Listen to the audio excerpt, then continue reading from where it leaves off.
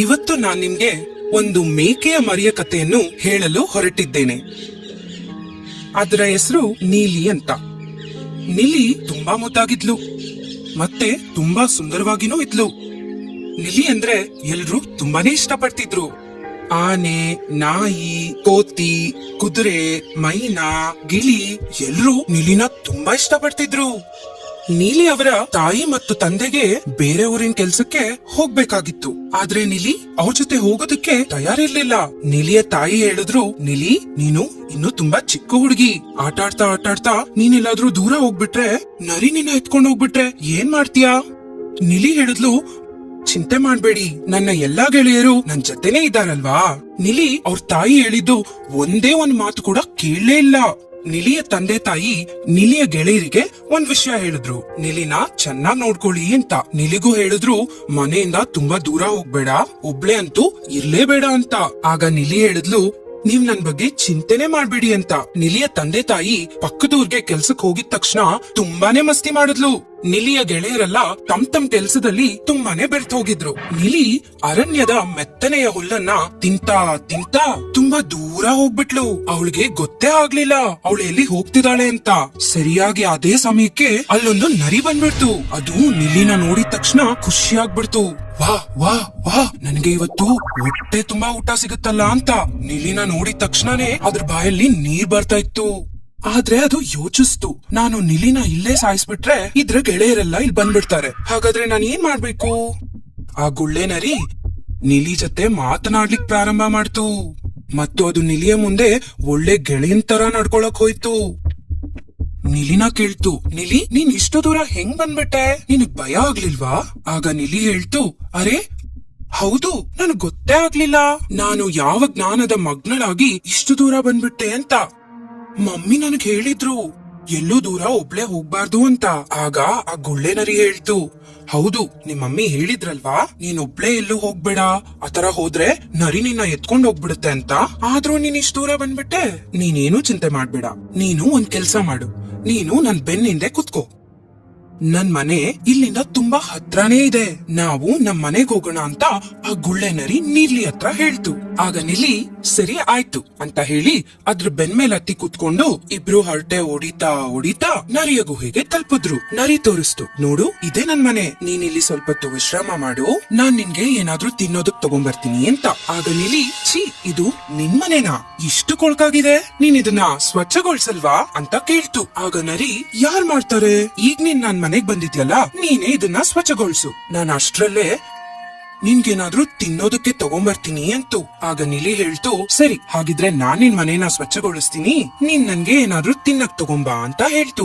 ನರಿ ಹೊರಗಡೆ ಹೋಗಿದ ತಕ್ಷಣ ನಿಲಿ ಮನೆನೆಲ್ಲ ಸ್ವಚ್ಛಗೊಳಿಸಕ್ಕೆ ಪ್ರಾರಂಭ ಮಾಡ್ತು. ಆಗ ಅಲ್ಲಿ ಅದಕ್ಕೆ ಒಂದು ಮೇಕೆಯ ಚರ್ಮ ಕಾಣಿಸ್ತು. ನಿಲಿಗೆ ಭಯನೇ ಆಗೋಯ್ತು. ಇದು ನಮ್ಮಮ್ಮ ಹೇಳಿರೋ ನರಿಯಲ್ಲ ತಾನೆ ಅಂತ ಮನ್ಸಿನಲ್ಲೇ ಹೇಳ್ಕೊಂಡು ಭಯ ಪಡ್ತು. ನನ್ನ ಮಮ್ಮಿ ಮಾತ್ ಕೇಳ್ದೆ ತುಂಬಾ ದೊಡ್ಡ ತಪ್ಪು ಮಾಡ್ಬಿಟ್ಟೆ ಅಂತ ಅನ್ಕೊಂಡು ಜೋರಾಗ್ ಅಳಕ್ ಶುರು ಮಾಡ್ತು.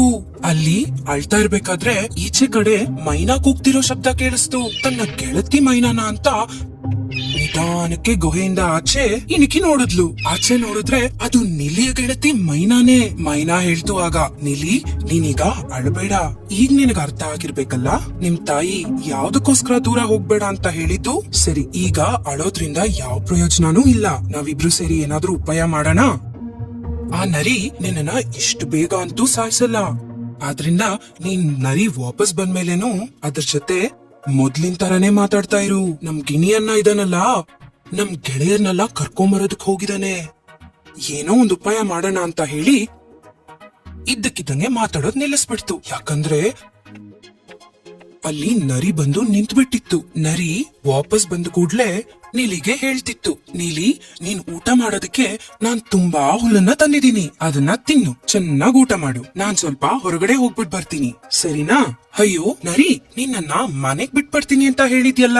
ಆಗ ನರಿ ಹೇಳ್ತು, ಹೇಗಿದ್ರು ನಿಮ್ಮಮ್ಮ ಇನ್ನು ಊರಿಂದ ಬಂದಿಲ್ವಲ್ಲ, ನೀನ್ ಇನ್ನೂ ಒಂದ್ 3-4 ದಿನ ಇಲ್ಲೇ ಇದ್ಬಿಡು, ನಾನ್ ಸ್ವಲ್ಪ ಹೊರಗಡೆ ಹೋಗ್ಬಿಟ್ ಬರ್ತೀನಿ, ಮತ್ತೆ ರಾತ್ರಿ ಊಟದ ಬಗ್ಗೆ ಯೋಚನೆ ಮಾಡೋಣ ಅಂತು. ಆಗ ನಿಲಿ ಅನ್ಕೊಂತು, ಸರಿ ಇದ್ ಹೇಳೋದ್ ಕೇಳೋದೇ ಒಳ್ಳೇದು ಅಂತ. ಆಗ ನರಿ ಆಚೆ ಹೋಗುವಾಗ ಆಚೆ ಕಡೆಯಿಂದ ಮನೆ ಬಾಗ್ಲನ್ನ ಚಿಲ್ಕ ಹಾಕಿ ಹೊಟ್ಟೋಯ್ತು. ನಿಲಿಗೆ ಇನ್ನೂ ಭಯ ಪ್ರಾರಂಭ ಆಗೋಯ್ತು.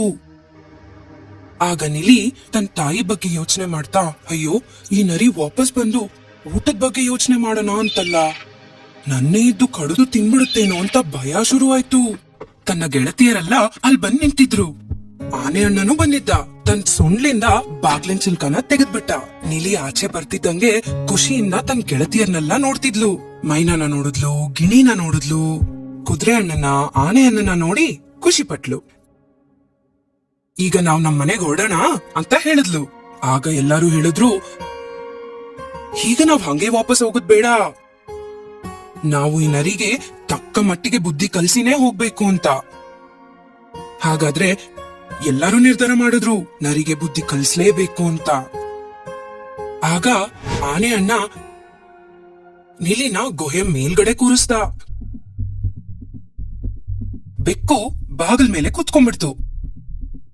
ಟಿಬು ಅಣ್ಣ ಇಟ್ಲು ಬಾಗಿಲ್ ಮೇಲೆ ಕುತ್ಕೊಂಡ. ಕುದುರೆ ಅಣ್ಣ ಬಾಗ್ಲಿಂದ ಸ್ವಲ್ಪ ದೂರದಲ್ಲಿ ನಿಂತ. ಮತ್ತು ಆನೆ ಅಣ್ಣ ಮನೆಯಿಂದ ಸ್ವಲ್ಪ ದೂರದಲ್ಲಿರೋ ಮರದ ಹತ್ರ ನಿಂತಿದ್ದ. ಈಗ ರಾತ್ರಿ ಸುಮಾರು ಒಂದು 12-12:30 ಆಗಿತ್ತು. ನರಿ ವಾಪಸ್ ತನ್ನ ಮನೆಗ್ ಬಂತು. ಅದಕ್ಕೆ ತುಂಬಾ ಹೊಟ್ಟೆ ಹಸಿತಾ ಇತ್ತು. ಆಗ ನರಿ ಅನ್ಕೊಂತು, ಇವತ್ತು ರಾತ್ರಿ ಒಳಗ್ ಹೋಗಿದ ತಕ್ಷಣ ನೀಲಿನ ತಿಂದು ಮುಗಿಸ್ಬಿಡೋಣ ಅಂತ. ಅದು ಹೋಗಿ ಬಾಗಿಲ್ ತೆಗಿತು. ಒಳಗಡೆ ನೋಡಿದ್ರೆ ಕತ್ಲೆ ಇತ್ತು. ಇದೇನು ಇಷ್ಟೊಂದ್ ಕತ್ಲಿದೆ ಅಂತ ಅನ್ಕೊಂತು. ಬಾಗ್ಲತ್ರ ಒಂದು ಕಟ್ಗೆ ಅಡ್ಡ ಇತ್ತು. ಇದು ಎಡ್ವಿ ಇನ್ನೇನ್ ಬೀಳೋದ್ರಲ್ಲಿತ್ತು. ಬೀಳಿಲ್ಲ ಅಷ್ಟೇ. ಆಗ ನರಿ ಜೋರಾಗಿ ಕೂಗ್ತು, ನೀಲಿ ನೀನ್ ಎಲ್ಲಿದ್ಯಾ? ಒಂದ್ ದೀಪನಾದ್ರೂ ಹಚ್ಬಾರ್ದಾ? ಆನೆ ಅಣ್ಣ ನೀಲಿನ ಮನೆ ಮೇಲ್ ಕೂರ್ಸ್ಬಿಟ್ಟಿದ್ನಲ್ಲ. ನೀಲಿ ಅಲ್ಲಿಂದಾನೆ ಕೂಗಿದ್ಲು, ಅರೆ ಉಫಿ, ನಾನು ಮನೆ ಮೇಲ್ ಕೂತಿದ್ದೀನಿ, ಇಲ್ಲಿ ನೋಡು ಅಂತ ಹೇಳಿದ್ಲು. ನನ್ಗೆ ನರಿಗಳ್ದು ತುಂಬಾ ಭಯ, ಅದಕ್ಕೆ ಮೇಲ್ ಬಂದ್ ಕುತ್ಕೊಂಡ್ಬಿಟ್ಟೆ. ಆಗ ನರಿ ಹೇಳ್ತು, ಈ ಕೆಳಗಡೆ ಬಂದ್ಬಿಡು, ನಾನ್ ಬಂದ್ಬಿಟ್ಟಿದ್ದೀನಲ್ಲ. ನೀಲಿ ಹೇಳ್ತು, ಇಲ್ಲ ಇಲ್ಲ, ನನಗೆ ಹೆದರಿಕೆ ಆಗುತ್ತಪ್ಪ, ಕೆಳಗಡೆ ಬಾ ನೀಲಿ, ಯಾಕಿಂಗ್ ಮಾಡ್ತಿದ್ಯಾ? ಇಲ್ಲ ನರಿ, ನೀನೇ ಮೇಲ್ ಬಾ. ಸರಿ ಸರಿ, ನೀನು ಅಲ್ಲೇ ಇರು, ನಾನೇ ಮೇಲ್ ಬರ್ತೀನಿ. ನರಿ ಕೆಳಗಡೆಯಿಂದ ಮನೆ ಮಾಡಿಗ್ ಜಿಗಿಬೇಕು. ಅಷ್ಟ್ರಲ್ಲಿ ಬಾಗ್ಲಲ್ಲಿದ್ದ ಬೆಕ್ಕು ಮಿಯಾವ್ ಮಿಯಾವ್ ಮಿಯಾವ್ ಅಂತ ಕೂಗ್ತು. ನರಿ ತುಂಬಾನೇ ಹೆದರ್ಕೊಂಡ್ಬಿಡ್ತು. ನಾನು ಹಿಂದಿನ ಬಾಗ್ಲಿಂದ ಮೇಲ್ಗಡೆ ಹೋಗೋಣ ಅಂತ. ಈಗ ಅದು ನಿಧಾನಕ್ಕೆ ಕೆಳಗಿಳ್ದು ಹಿಂದಿನ ಬಾಗ್ಲಿನ ಕಡೆ ಹೋಯ್ತು. ಆದ್ರೆ ದೀಪವನ್ನ ಕೂತಿದ್ದ. ದೀಪವನ್ನ ಅಲ್ಲಿಂದಾನೇ ಬೊಗ್ಲಕ್ ಶುರು ಮಾಡ್ದ. ಭೌ ಭೌ ಭೌ ಭೌ ಭೌ ಭೌ ಭೌ ಭೌ ಅಂತ. ಈಗಂತೂ ಎರಡೂ ದಿಕ್ಕಡೆಯಿಂದ ನರಿ ಮೇಲೆ ಪ್ರಹಾರ ಆಗ್ಬಿಟ್ಟಿತ್ತು. ತುಂಬಾನೇ ಹೆದರ್ಕೊಂತು. ನರಿ ಆಗ ಬಾಗಿಲ್ ತೆಕ್ಕೊಂಡು ಆಚೆನೆ ಬಂದ್ಬಿಡ್ತು. ಬಾಗ್ಲಿಂದ ಸ್ವಲ್ಪ ದೂರದಲ್ಲಿ ನಿಂತಿದ್ ಕುದುರೆ ಅಣ್ಣ ನರಿಗೆ ಎಂತ ಏಟು ಒದ್ದ ಅಂದ್ರೆ ನರಿಯ ಕಾಲೇ ಮುರಿದೋಯ್ತು. ಆಗ ನರಿ ಜೋರ ಕಿರ್ಚ್ಕೊಂಡು ಅರಣ್ಯದ ಕಡೆ ಓಡೋಯ್ತು. ಆದ್ರೆ ಅರಣ್ಯದ ಕಡೆ ಓಡೋಗ್ಬೇಕಾದ್ರೆ ಮರದ ಹತ್ರ ನಮ್ಮ ಆನೆ ಅಣ್ಣ ನಿಂತಿದ್ನಲ್ಲ, ನಮ್ಮ ಆನೆ ಅಣ್ಣ ನರಿನ ಎತ್ಕೊಂಡು ಗರ್ರ ಗರ್ರ ಅಂತ ಗೋಲ್ ಗೋಲ್ ತಿರುಗಿಸಿ ಒಂದು ಕಲ್ಲಿನ ಮೇಲೆ ಎಷ್ಟು ಜೋರಾಗಿ ನರಿನ ಚೆಚ್ಬಿಟ್ರು ಅಂದ್ರೆ ಆ ನರಿಗೆ ಮೇಲೆ ಹೇಳಕ್ಕೆ ಆಗಿಲ್ಲ. ಅದ್ರ ಜೀವನೇ ಹೋದಂಗಿತ್ತು. ಈಗ ನಿಲಿ ಆನೆ ಅಣ್ಣನ್ ಸೊಂಡ್ಲ ಮೇಲೆ ಕುತ್ಕೊಂತು. ಮತ್ತೆ ಎಲ್ರೂ ಹರಟೆ ಹೊಡಿತಾ ನಗ್ನಗ್ತಾ ಮಾತಾಡ್ತಾ ತಮ್ಮ ಮನೆಗೆ ವಾಪಸ್ ಬಂದ್ಬಿಟ್ರು. ಗಿಣಿನ ಮತ್ತು ಮೈನಾನ ನೋಡಿದ್ದು ಒಳ್ಳೇದಾಯ್ತು. ಇಲ್ಲ ಅಂದ್ರೆ ನಾವ್ ಈ ನರಿಗೆ ಶಿಕ್ಷೆ ಕೊಡಕ್ಕೆ ಆಗ್ತಿರ್ಲಿಲ್ಲ. ಈ ಶಿಕ್ಷೆ ಯಾರ್ ಕಾರಣದಿಂದ ಆಯ್ತು ಗೊತ್ತಾ? ಯಾವಾಗ್ಲೂ ಸಹಾಯ ಮಾಡೋಕೆ ತಯಾರಾಗಿರೋ ಗೆಳೆಯರಿದ್ದಾಗ ಇದು ಸಾಧ್ಯ ಆಗುತ್ತೆ. ಗೆಳೆಯರಿದ್ರೆ ಈ ತರ ಇರ್ಬೇಕು.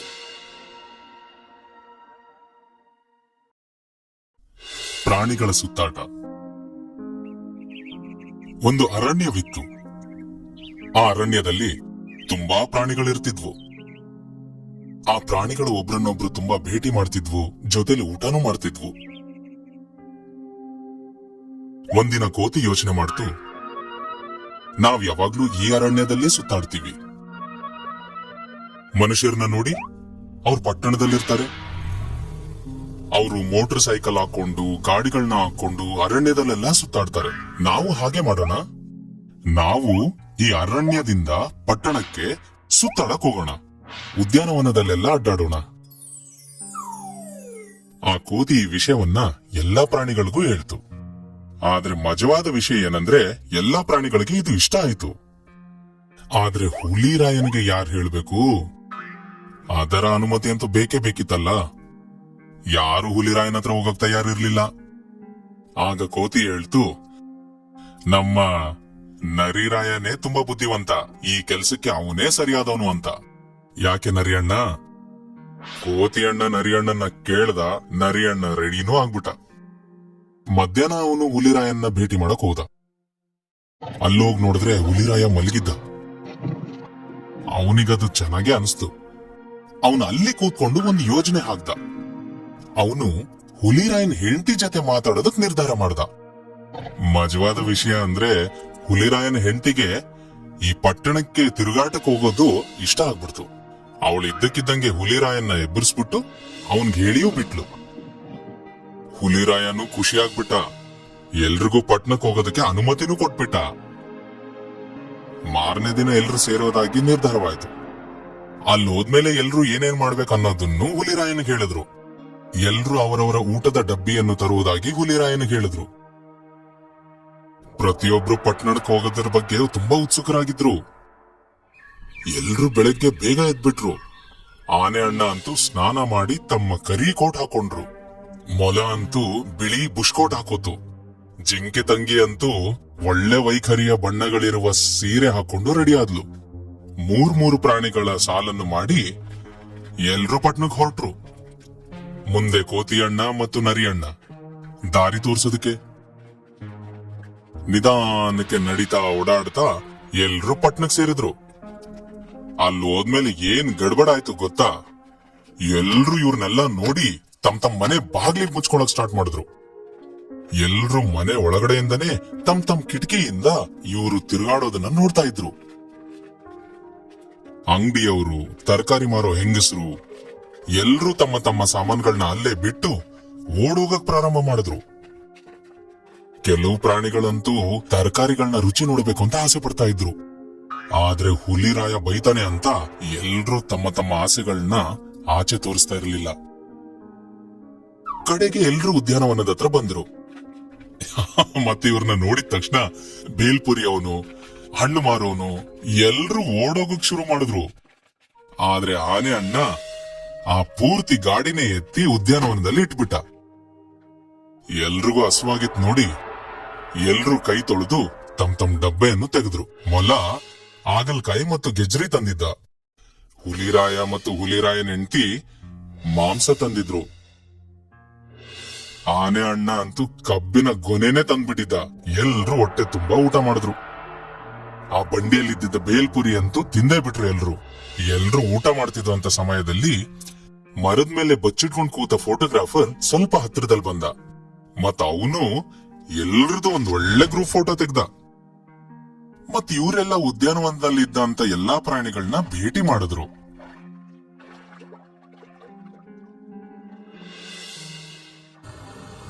ಆಮೇಲೆ ಅದೇ ಪಾರ್ಕ್ ನಲ್ಲಿದ್ದ ಟ್ರೈನ್ ಅನ್ನ ನೋಡಿದ್ರು. ಮೊಲ, ಜಿಂಕೆ, ನರಿ ಎಲ್ರೂ ಟ್ರೈನ್ ಡಿಬ್ಬೆಯಲ್ಲಿ ಕೂತ್ಕೊಂಡ್ರು. ಆದ್ರೆ ಈ ಟ್ರೈನ್ ಅನ್ನು ಓಡಿಸೋ ಡ್ರೈವರ್ ಇದನ್ನೆಲ್ಲ ನೋಡಿ ಓಡೋಗ್ಬಿಟ್ಟಿದ್ದ. ಮತ್ತಿನ್ನೇನು, ಕರಡಿ ಅಣ್ಣ ಮುಂದೆ ಬಂದ್ರು. ಅವರೇ ಟ್ರೈನ್ ನ ಓಡ್ಸಕ್ ಸ್ಟಾರ್ಟ್ ಮಾಡಿದ್ರು. 2-3 ರೌಂಡ್ ಓಡಿಸಿದ್ಮೇಲೆ ಎಲ್ರು ಹೋಗಿ ಜಾರ್ಕಿ ಬಂಡಿ, ಜೋಕಾಲಿ ಇದ್ರ ಮೇಲೆ ಆಟ ಆಡಕ್ ಪ್ರಾರಂಭ ಮಾಡಿದ್ರು. ಆದ್ರೆ ಆನೆಗೆ ಇವುಗಳಲ್ಲೆಲ್ಲ ಹತ್ತಕ್ ಆಗ್ತಿರ್ಲಿಲ್ಲ. ಪಾಪ ಆನೆರಾಯ. ಕಡೆಗೆಲ್ಲ ಸೇರಿ ಸುತ್ತಾಟ ಅದ್ಭುತವಾಗಿತ್ತು. ಎಲ್ಲಾ ಪ್ರಾಣಿಗಳು ಸಾಲು ಮಾಡಿಕೊಂಡು ವಾಪಸ್ ಅರಣ್ಯಕ್ಕೆ ಬಂದ್ಬಿಟ್ರು. ಮತ್ತು ಪ್ರತಿ ವರ್ಷ ಈ ತರ ಪಟ್ಟಣಕ್ಕೆ ಸುತ್ತಾಡಕ್ ಹೋಗ್ತೀವಿ ಅಂತ ನಿರ್ಧಾರ ಮಾಡ್ಕೊಂಡ್ರು.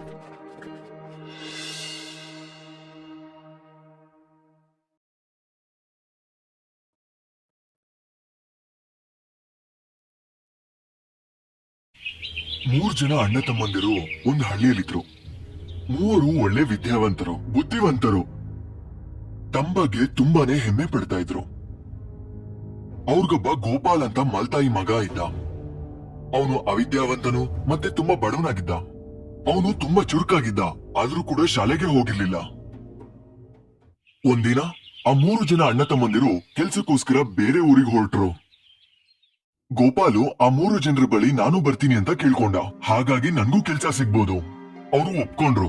ಆದ್ರೆ ಒಂದ್ ಷರತ್ ಮೇಲೆ, ತಮ್ಮ ಅಡಿಯಾಳಾಗಿ ಮತ್ತೆ ತಮ್ಮ ಸೇವಕನಾಗಿರ್ಬೇಕು ಅಂತ. ಆ ಷರತ್ಗೆ ಗೋಪಾಲ್ ಕೂಡ ಒಪ್ಕೊಂಡ. ಕೂಡ್ಲೆ ಆ 4 ಜನ ಹೊರಟ್ರು. ಸೂರ್ಯ ನೆತ್ತಿ ಮೇಲ್ ಬಂದಾಗ ಅವ್ರು ನಿಂತ್ಕೊಂಡ್ರು. ಸ್ವಲ್ಪ ನೀರನ್ ಕುಡಿದು ದೊಡ್ಡ ಮರದಡಿಯಲ್ಲಿ ವಿಶ್ರಮಿಸಿದ್ರು. ಹತ್ತಿರದಲ್ಲಿ ಅವರು ಮೂಳೆಗಳನ್ನ ಕಂಡ್ರು. ದೊಡ್ಡವನು ಎಲ್ಲಾರ ಮುಂದೆ ತನ್ನ ಬುದ್ಧಿವಂತಿಕೆಯನ್ನ ತೋರಿಸ್ಬೇಕು ಅಂತ ಅನ್ಕೊಂಡ. ಮತ್ತೆ ಹೇಳ್ದ, ಎಲ್ಲ ಮೂಳೆಗಳನ್ನ ಇಟ್ಕೊಂಡು ಅಸ್ಥಿಪಂಜರನ ಹೇಗ್ ತಯಾರು ಮಾಡ್ತೀನಿ ನೋಡ್ತೀನಿ ಅಂತ ಹೇಳ್ದ. ಕೆಲವೇ ಕ್ಷಣಗಳಲ್ಲಿ ಒಂದು ಪ್ರಾಣಿಯ ಅಸ್ಥಿಪಂಜರವನ್ನ ತಯಾರು ಮಾಡ್ದ ಅವನು. ಬೇರೆ ಸಹೋದರರು ಆ ಅಸ್ಥಿಪಂಜರವನ್ನ ನೋಡಿದಾಗ ಹೇಳ್ತಾನೆ, ನಾನಿದಕ್ಕೀಗ ನನ್ನ ಶಕ್ತಿಯಿಂದ ಚರ್ಮ, ಮಾಂಸ, ರಕ್ತ ಕೊಡ್ತೀನಿ ಅಂತ ಏನೋ ಮಾಯ ಜಾದುವನ್ನ ಹೇಳ್ತಾನೆ. ಕೂಡ್ಲೆ ಅವನ್ ಹೇಳಿದ ರೀತಿಯಲ್ಲಿ ಎಲ್ಲಾನು ಆಯ್ತು. ಅದನ್ನೆಲ್ಲ ನೋಡಿದ್ ಗೋಪಾಲ್ ಆಶ್ಚರ್ಯನಾಗಿದ್ದ. ಮತ್ತೆ ಮೂರನೇ ಸಹೋದರ ಕೂಡ ಮುಂದೆ ಬಂದ ಮತ್ ಹೇಳ್ದ, ನಾನ್ ನನ್ ಶಕ್ತಿಯಿಂದ ಈ ಪ್ರಾಣಿಗೆ ಜೀವ ಕೊಡ್ತೀನಿ ಅಂತ. ಇದು ಜೀವಂತ ಆಗುತ್ತೆ. ಗೋಪಾಲ್ ಆ ರೀತಿ ಮಾಡ್ಬೇಡ ಅಂತ ಹೇಳ್ದ. ಒಂದ್ ವೇಳೆ ಆ ರೀತಿ ಆದ್ರೆ ಅದು ನಮ್ಮನ್ನ ತಿಂದ್ಬಿಡುತ್ತೆ ಅಂತ, ಹಾಗಾಗಿ ಜೀವ ಕೊಡಬೇಡ ಅಂದ. ಆಗ ಮೂರನೇವನು ಹೇಳ್ತಾನೆ, ನೀನ್ ಸುಮ್ನಿರು ಅಂತ. ನಾನಿಬ್ಬರು ಸಹೋದರರು ಅವರ ಶಕ್ತಿಯಿಂದ ಬರೀ ಒಂದು ಪ್ರಾಣಿನ ಸೃಷ್ಟಿ ಮಾಡಿದ್ದಾರೆ, ಅದು ಮೂಳೆಗಳಿಂದ. ಹಾಗಾಗಿ ಈಗ ನನ್ನ ಶಕ್ತಿಯಿಂದ ನಾನು ಇದನ್ನ ಜೀವಂತ ಮಾಡ್ಬೇಕು, ನೀನ್ ಸುಮ್ನೆ ಇರು ಅಂದ. ಸರಿ ಅಂತ ಗೋಪಾಲ್ ಸುಮ್ನಾದ. ಮುಂದೆ ಇದಕ್ಕೆ ನೀನು ಪರಿಣಾಮ ಅನುಭವಿಸ್ಬೇಕಾಗುತ್ತೆ ಅಂತಾನೂ ಹೇಳ್ದ. ನಿಮ್ ಎಲ್ರ ಹಾಗೆ ನಾನು ಬುದ್ಧಿವಂತ ಅಲ್ಲ ಅಂದ. ಆದ್ರೆ ಪ್ರಾಣಿಗಳು ಹೇಗ್ ನಡ್ಕೊಳ್ಳುತ್ತೆ ಅಂತ ನನಗೆ ಗೊತ್ತಿದೆ. ಪಾಪ ಗೋಪಾಲ್ ಮತ್ ಯಾರು ಕೇಳೋದೇ ಇಲ್ಲ. ಗೋಪಾಲ್ ಸರಿ ಅಂತ ಹೇಳಿ, ಮೊದ್ಲು ನಾನು ಮರದ ಮೇಲೆ ಹತ್ತುತ್ತೀನಿ, ಆಗ ನೀವು ಮಂತ್ರ ಶುರು ಮಾಡಿ ಅಂತ ಹೇಳ್ದ. ಆಮೇಲೆ ಗೋಪಾಲ್ ಮರ ಹತ್ತೋದಕ್ ಹೊರಡ್ತಾನೆ. ಆ 3 ಜನ ಸಹೋದರರು ಗೋಪಾಲ್ ನೋಡಿ ತುಂಬಾ ದಡ್ಡ ಮೂರ್ಖ ಅಂತ ನಗೋದಕ್ ಶುರು ಮಾಡ್ತಾರೆ. ಮೂರನೇವನು ಮಂತ್ರ ಹೇಳೋದಕ್ ಶುರು ಮಾಡ್ತಾನೆ. ಮತ್ತೆ ಕೆಲವೇ ಕ್ಷಣಗಳಲ್ಲಿ ಆ ಪ್ರಾಣಿಗೆ ಜೀವ ಬಂತು.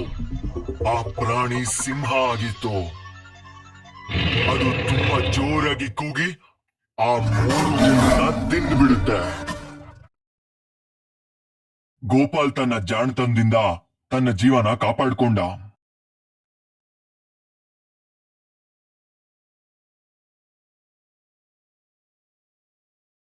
ಆಂಡ್ರಕ್ಲೀಸ್ ಅನ್ನೋ ಒಬ್ಬ ಗುಲಾಮ ಇದ್ದ. ಆ ಗುಲಾಮನ ಮಾಲೀಕ ತುಂಬಾ ಕ್ರೂರಿಯಾಗಿದ್ದ. ಹಗಲು ರಾತ್ರಿ ಅವನ ಹತ್ರ ಕೆಲಸ ಮಾಡಿಸ್ತಿದ್ದ.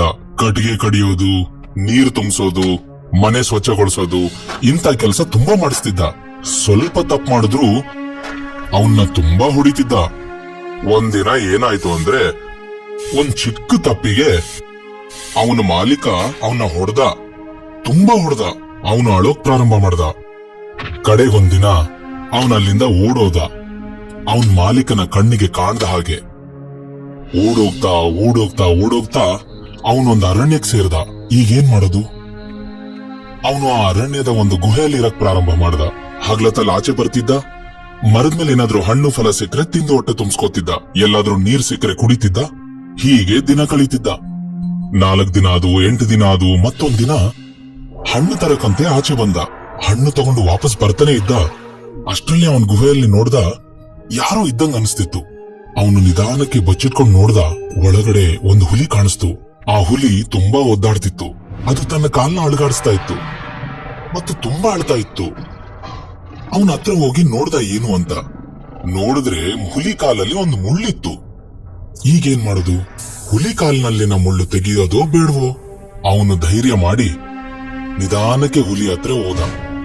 ನಿಧಾನಕ್ಕೆ ಹುಲಿ ಕಾಲ್ನ ತನ್ನ ಕೈಯಲ್ಲಿ ತಗೊಂಡ ಮತ್ತು ನಿಧಾನಕ್ಕೆ ಆ ಮುಳ್ಳ ತೆಗೆದೇ ಬಿಟ್ಟ. ಅದಕ್ಕೆ ಔಷಧಿ ಹಚ್ಚಿ ಪಟ್ಟಿನೂ ಕಟ್ಟ. ಹುಲಿಗೆ ತುಂಬಾ ಖುಷಿ ಆಯ್ತು. 2-3 ದಿನದಲ್ಲಿ ಹುಲಿ ಕಾಲು ಸಂಪೂರ್ಣ ಗುಣಮುಖವಾಯಿತು. ಗಾಯ ಗುಣಗೊಂಡಂತೆ ಹುಲಿ ಒಂದಿನ ಗುಹೆಯಿಂದ ಆಚೆ ಬಂತು. ಆಂಡ್ರೋಕ್ಲೀಸ್ಗೆ ತುಂಬಾ ಖುಷಿ ಆಯ್ತು. ಹೀಗೆ ಎಷ್ಟೋ ದಿನ ಕಳೆದೋದ್ವು. ಆಮೇಲೆ ಅವನ್ ಮನ್ಸು ತುಂಬಾ ಹೋಗ್ಬಿಡ್ತು. ಅವನ್ ಏನ್ ಮಾಡ್ತಿದ್ದ, ಎಲ್ಲಿಗೆ ಹೋಗ್ತಿದ್ದ? ಮತ್ತವನ್ ನಿರ್ಧಾರ ಮಾಡ್ದ, ನಾನ್ ಈಗ ಯಾವ್ದಾದ್ರೂ ಬೇರೆ ಪಟ್ಟಣಕ್ಕೆ ಹೋಗಿ ಏನ್ ಕೆಲಸ ಸಿಕ್ಕರೂ ಮಾಡ್ತೀನಿ, ಅಲ್ಲೇ ಬದುಕ್ತೀನಿ. ಒಂದಿನ ಅವನ್ ಅಲ್ಲಿಂದ ಹೊರಟ ಪಕ್ಕದ ಪಟ್ಟಣಕ್ಕೆ ಸೇರ್ದ. ಆದ್ರೆ ಅವನ ದುರ್ದೈವ ಅವನ್ ಜೊತೆ ಬಿಟ್ಟಿರ್ಲಿಲ್ಲ. ಆವತ್ತಿನ ದಿನನೇ ಅವನ ಹಳೆ ಕ್ರೂರಿ ಮಾಲೀಕ ಆ ಪಟ್ಟಣಕ್ಕೆ ಬಂದಿದ್ದ. ಇವನು ಮುಂದೆ ನೋಡಿ ಹೊರಟೇ ಇದ್ದ. ಅವನ ಎದುರುಗಡೆ ಬಂದ್ಬಿಟ್ಟ. ಆಂಡ್ರೋಕ್ಲೀಸ್ ನ ನೋಡಿದ ತಕ್ಷಣ ಅವನು ಬೆಂಕಿ ತರ ಉರಿಯೋಕ್ ಪ್ರಾರಂಭ ಮಾಡ್ದ ಮತ್ತು ಆಂಡ್ರೋಕ್ಲೀಸ್ ನ ಹಿಡ್ಕೊಂಡ್ಬಿಟ್ಟ. ಹಿಡ್ಕೊಂಡು ಸೈನಿಕರಿಗೆ ಕೊಟ್ಬಿಟ್ಟ. ಸೈನಿಕರು ಅವನ್ನ ಸೆರೆಮನೆಯಲ್ಲಿ ಹಾಕ್ಬಿಟ್ರು. ಆವಾಗಿನ ದಿನಗಳಲ್ಲಿ ಏನಿತ್ತು ಅಂದ್ರೆ, ರೋಮ್ ದೇಶದ ನಿಯಮಗಳ ಅನುಸಾರ ಓಡಿ ಹೋಗಿರೋ ಗುಲಾಮರನ್ನ ಹಸಿದ ಹುಲಿಗಳ ಮುಂದೆ ಆಹಾರವಾಗಿ ಹಾಕ್ತಿದ್ರು. 2-3 ದಿನ ಅವನ್ನ ಸೆರೆಮನೆಯಲ್ಲಿಟ್ರು. ಮತ್ತೊಂದಿನ ಭಾನುವಾರ ಒಂದು ದೊಡ್ಡ ಪಂಜರದಿಂದ ಆಂಡ್ರೋಕ್ಲೀಸ್ ನ ಒಂದು ದೊಡ್ಡ ಮೈದಾನದಲ್ಲಿ ತರಲಾಯಿತು. ಅವನಿಗೆ ಕೊಡೋ ಶಿಕ್ಷೆಯನ್ನ ನೋಡೋದಕ್ಕೆ ತುಂಬಾ ಜನ ಕಾದಿದ್ರು. ರೋಮ್ ದೇಶದ ರಾಜನೂ ಬಂದಿದ್ದ. ಆಮೇಲೆ ಆ ಪಂಜರದ ಬಾಗಿಲನ್ನು ನಿಧಾನಕ್ಕೆ ತೆಗೆಯಲಾಯಿತು.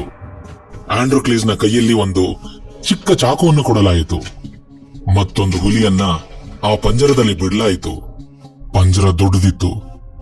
ಆ ಗುಲಾಮ್ನನ್ನು ನೋಡಿದ ತಕ್ಷಣ ಆ ಹುಲಿ ಜೋರಾಗಿ ಗರ್ಜಿಸ್ತು. ಈಗದು ಆ ಗುಲಾಮನ ಮೇಲೆ ಜಿಗಿಯಲಿತ್ತು. ಅಷ್ಟರಲ್ಲಿ ಆ ಹುಲಿಗೆ ಅನಿಸ್ತು, ನಾನೀ ಮನುಷ್ಯನ್ನ ಎಲ್ಲೋ ನೋಡಿದೀನಿ. ಆ ಹುಲಿಗೆ ಇದ್ದಕ್ಕಿದ್ದಂಗೆ ನೆನಪಾಯ್ತು, ಇವನು ಅದೇ ಮನುಷ್ಯ ಅಲ್ವಾ, ನನ್ ಕಾಲಲ್ಲಿದ್ದ ಮುಳ್ಳನ್ನ ತೆಗೆದವನು. ಹುಲಿ ಇದ್ದಕ್ಕಿದ್ದಂಗೆ ಶಾಂತವಾಯಿತು. ಅದು ನಿಧಾನವಾಗಿ ಮುಂದುವರಿಯಲು ಪ್ರಾರಂಭಿಸಿತು. ಮುಂದೆ ಹೋಗಿ ಆಂಡ್ರೋಕ್ಲೀಸ್ ನ ಕಾಲನ್ನು ನೆಕ್ಕಲು ಪ್ರಾರಂಭಿಸಿತು. ಅಲ್ಲಿರೋ ಜನರಿಗೆಲ್ಲ ಆಶ್ಚರ್ಯವಾಯಿತು. ರೋಮ್ನ ರಾಜನಿಗೂ ಆಶ್ಚರ್ಯವಾಯಿತು. ಆ ಗುಲಾಮನಿಗೂ ಆಶ್ಚರ್ಯವಾಯಿತು, ಈ ಹುಲಿ ನನ್ನನ್ನು ತಿನ್ಬೇಕಾಗಿತ್ತಲ್ಲ, ಇದ್ದಕ್ಕಿದ್ದಂಗೆ ನನ್ನ ಕಾಲು ಯಾಕೆ ನೆಕ್ತಿದೆ ಅಂತ. ಆಗ ಆ ಗುಲಾಮನಿಗೂ ನೆನಪಾಯ್ತು, ಇದು ಅದೇ ಹುಲಿ ಅಲ್ವಾ, ನಾನಿದ್ರ ಕಾಲಿಂದ ಮುಳ್ಳು ತೆಗ್ದಿದ್ದೆ. ಆಗ ಅವನು ಕೆಳಗಡೆ ಕೂತು ಆ ಹುಲಿಯ ತಲೆಯನ್ನು ಸವರಲು ಆರಂಭಿಸಿದ. ಹುಲಿ ಅವನ ಕೈಕಾಲನ್ನ ನೆಕ್ಕಕ್ ಶುರು ಮಾಡಿತು. ರಾಜನಿಗೆ ಏನ್ ಮಾಡ್ಬೇಕು ಅಂತಾನೂ ಗೊತ್ತಾಗ್ತಿರ್ಲಿಲ್ಲ. ಈ ತರ ಯಾವತ್ತೂ ಆಗಿರ್ಲಿಲ್ಲ. ಆಗ ಸೈನಿಕರಿಗೆ ಆದೇಶ ನೀಡಿದ, ಹೋಗ್ರಿ, ಆ ಹುಲಿಯನ್ನ ಪಂಜರದಿಂದ ಆಚೆ ತೆಗೆದುಕೊಂಡು ಬನ್ನಿ ಮತ್ತು ಆ ಹುಡುಗನ ಇಲ್ಲಿ ಕರ್ಕೊಂಡ್ ಬನ್ನಿ ಅಂತ. ಸೈನಿಕರು ಆಂಡ್ರೋಕ್ಲೀಸ್ ನ ಕರ್ಕೊಂಡು ರಾಜನ ಹತ್ರ ಕರೆತಂದ್ರು. ಮಹಾರಾಜ ಕೇಳ್ದ, ನನಗೆ ಹೇಳು, ಈ ಹುಲಿ ನಿನ್ನ ಹೊಡಿಲಿಲ್ಲ ಯಾಕೆ, ತಿನ್ಲಿಲ್ಲ ಯಾಕೆ? ಅವನು ಹೇಳ್ದ, ಇಲ್ಲ ಮಹಾರಾಜ, ಅದೇನು ಅಂದ್ರೆ ಕೆಲವು ದಿನದ ಕೆಳಗಡೆ ಅದ್ರ ಕಾಲಲ್ಲಿ ಒಂದ್ ಮುಳ್ಳು ಚುಚ್ಚಿತ್ತು. ನಾನದನ್ನ ತೆಗ್ದಿದ್ದೆ.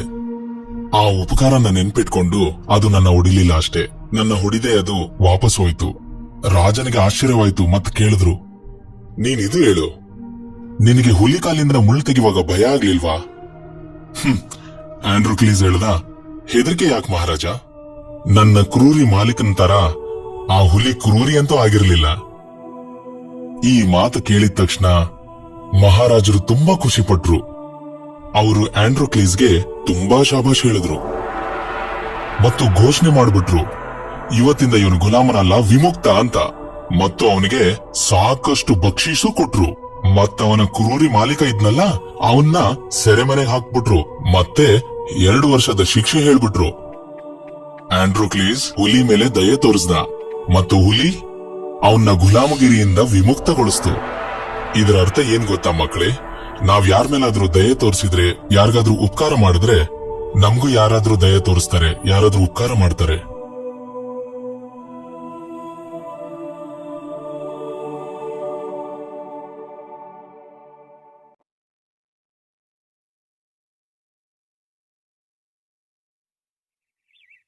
ಒಂದಾನೊಂದು ಕಾಲದಲ್ಲಿ ಒಂದು ವ್ಯವಸಾಯ ಮಾಡುವ ಕ್ಷೇತ್ರದಲ್ಲಿ ಅಮ್ಮ ಬಾತು ಅದರ ಗೂಡಲ್ಲಿ ಕೂತಿತ್ತು. ಮೊಟ್ಟೆಗಳು ಮರಿ ಆಗವರೆಗೂ ಕಾವು ಕೊಡುತ್ತಾ ಕೂತಿತ್ತು.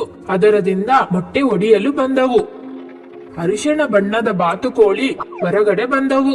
ಅದರ ರೆಕ್ಕೆಗಳನ್ನು ಜಾಡಿಸುತ್ತಾ ಹೀಗೆ ಅಂದವು, ಕ್ವಾಕ್ ಕ್ವಾಕ್, ಎಲ್ಲರೂ ನೋಡಿ ಎಂದು ಸಂತೋಷದಿಂದ ಹೇಳಿತು.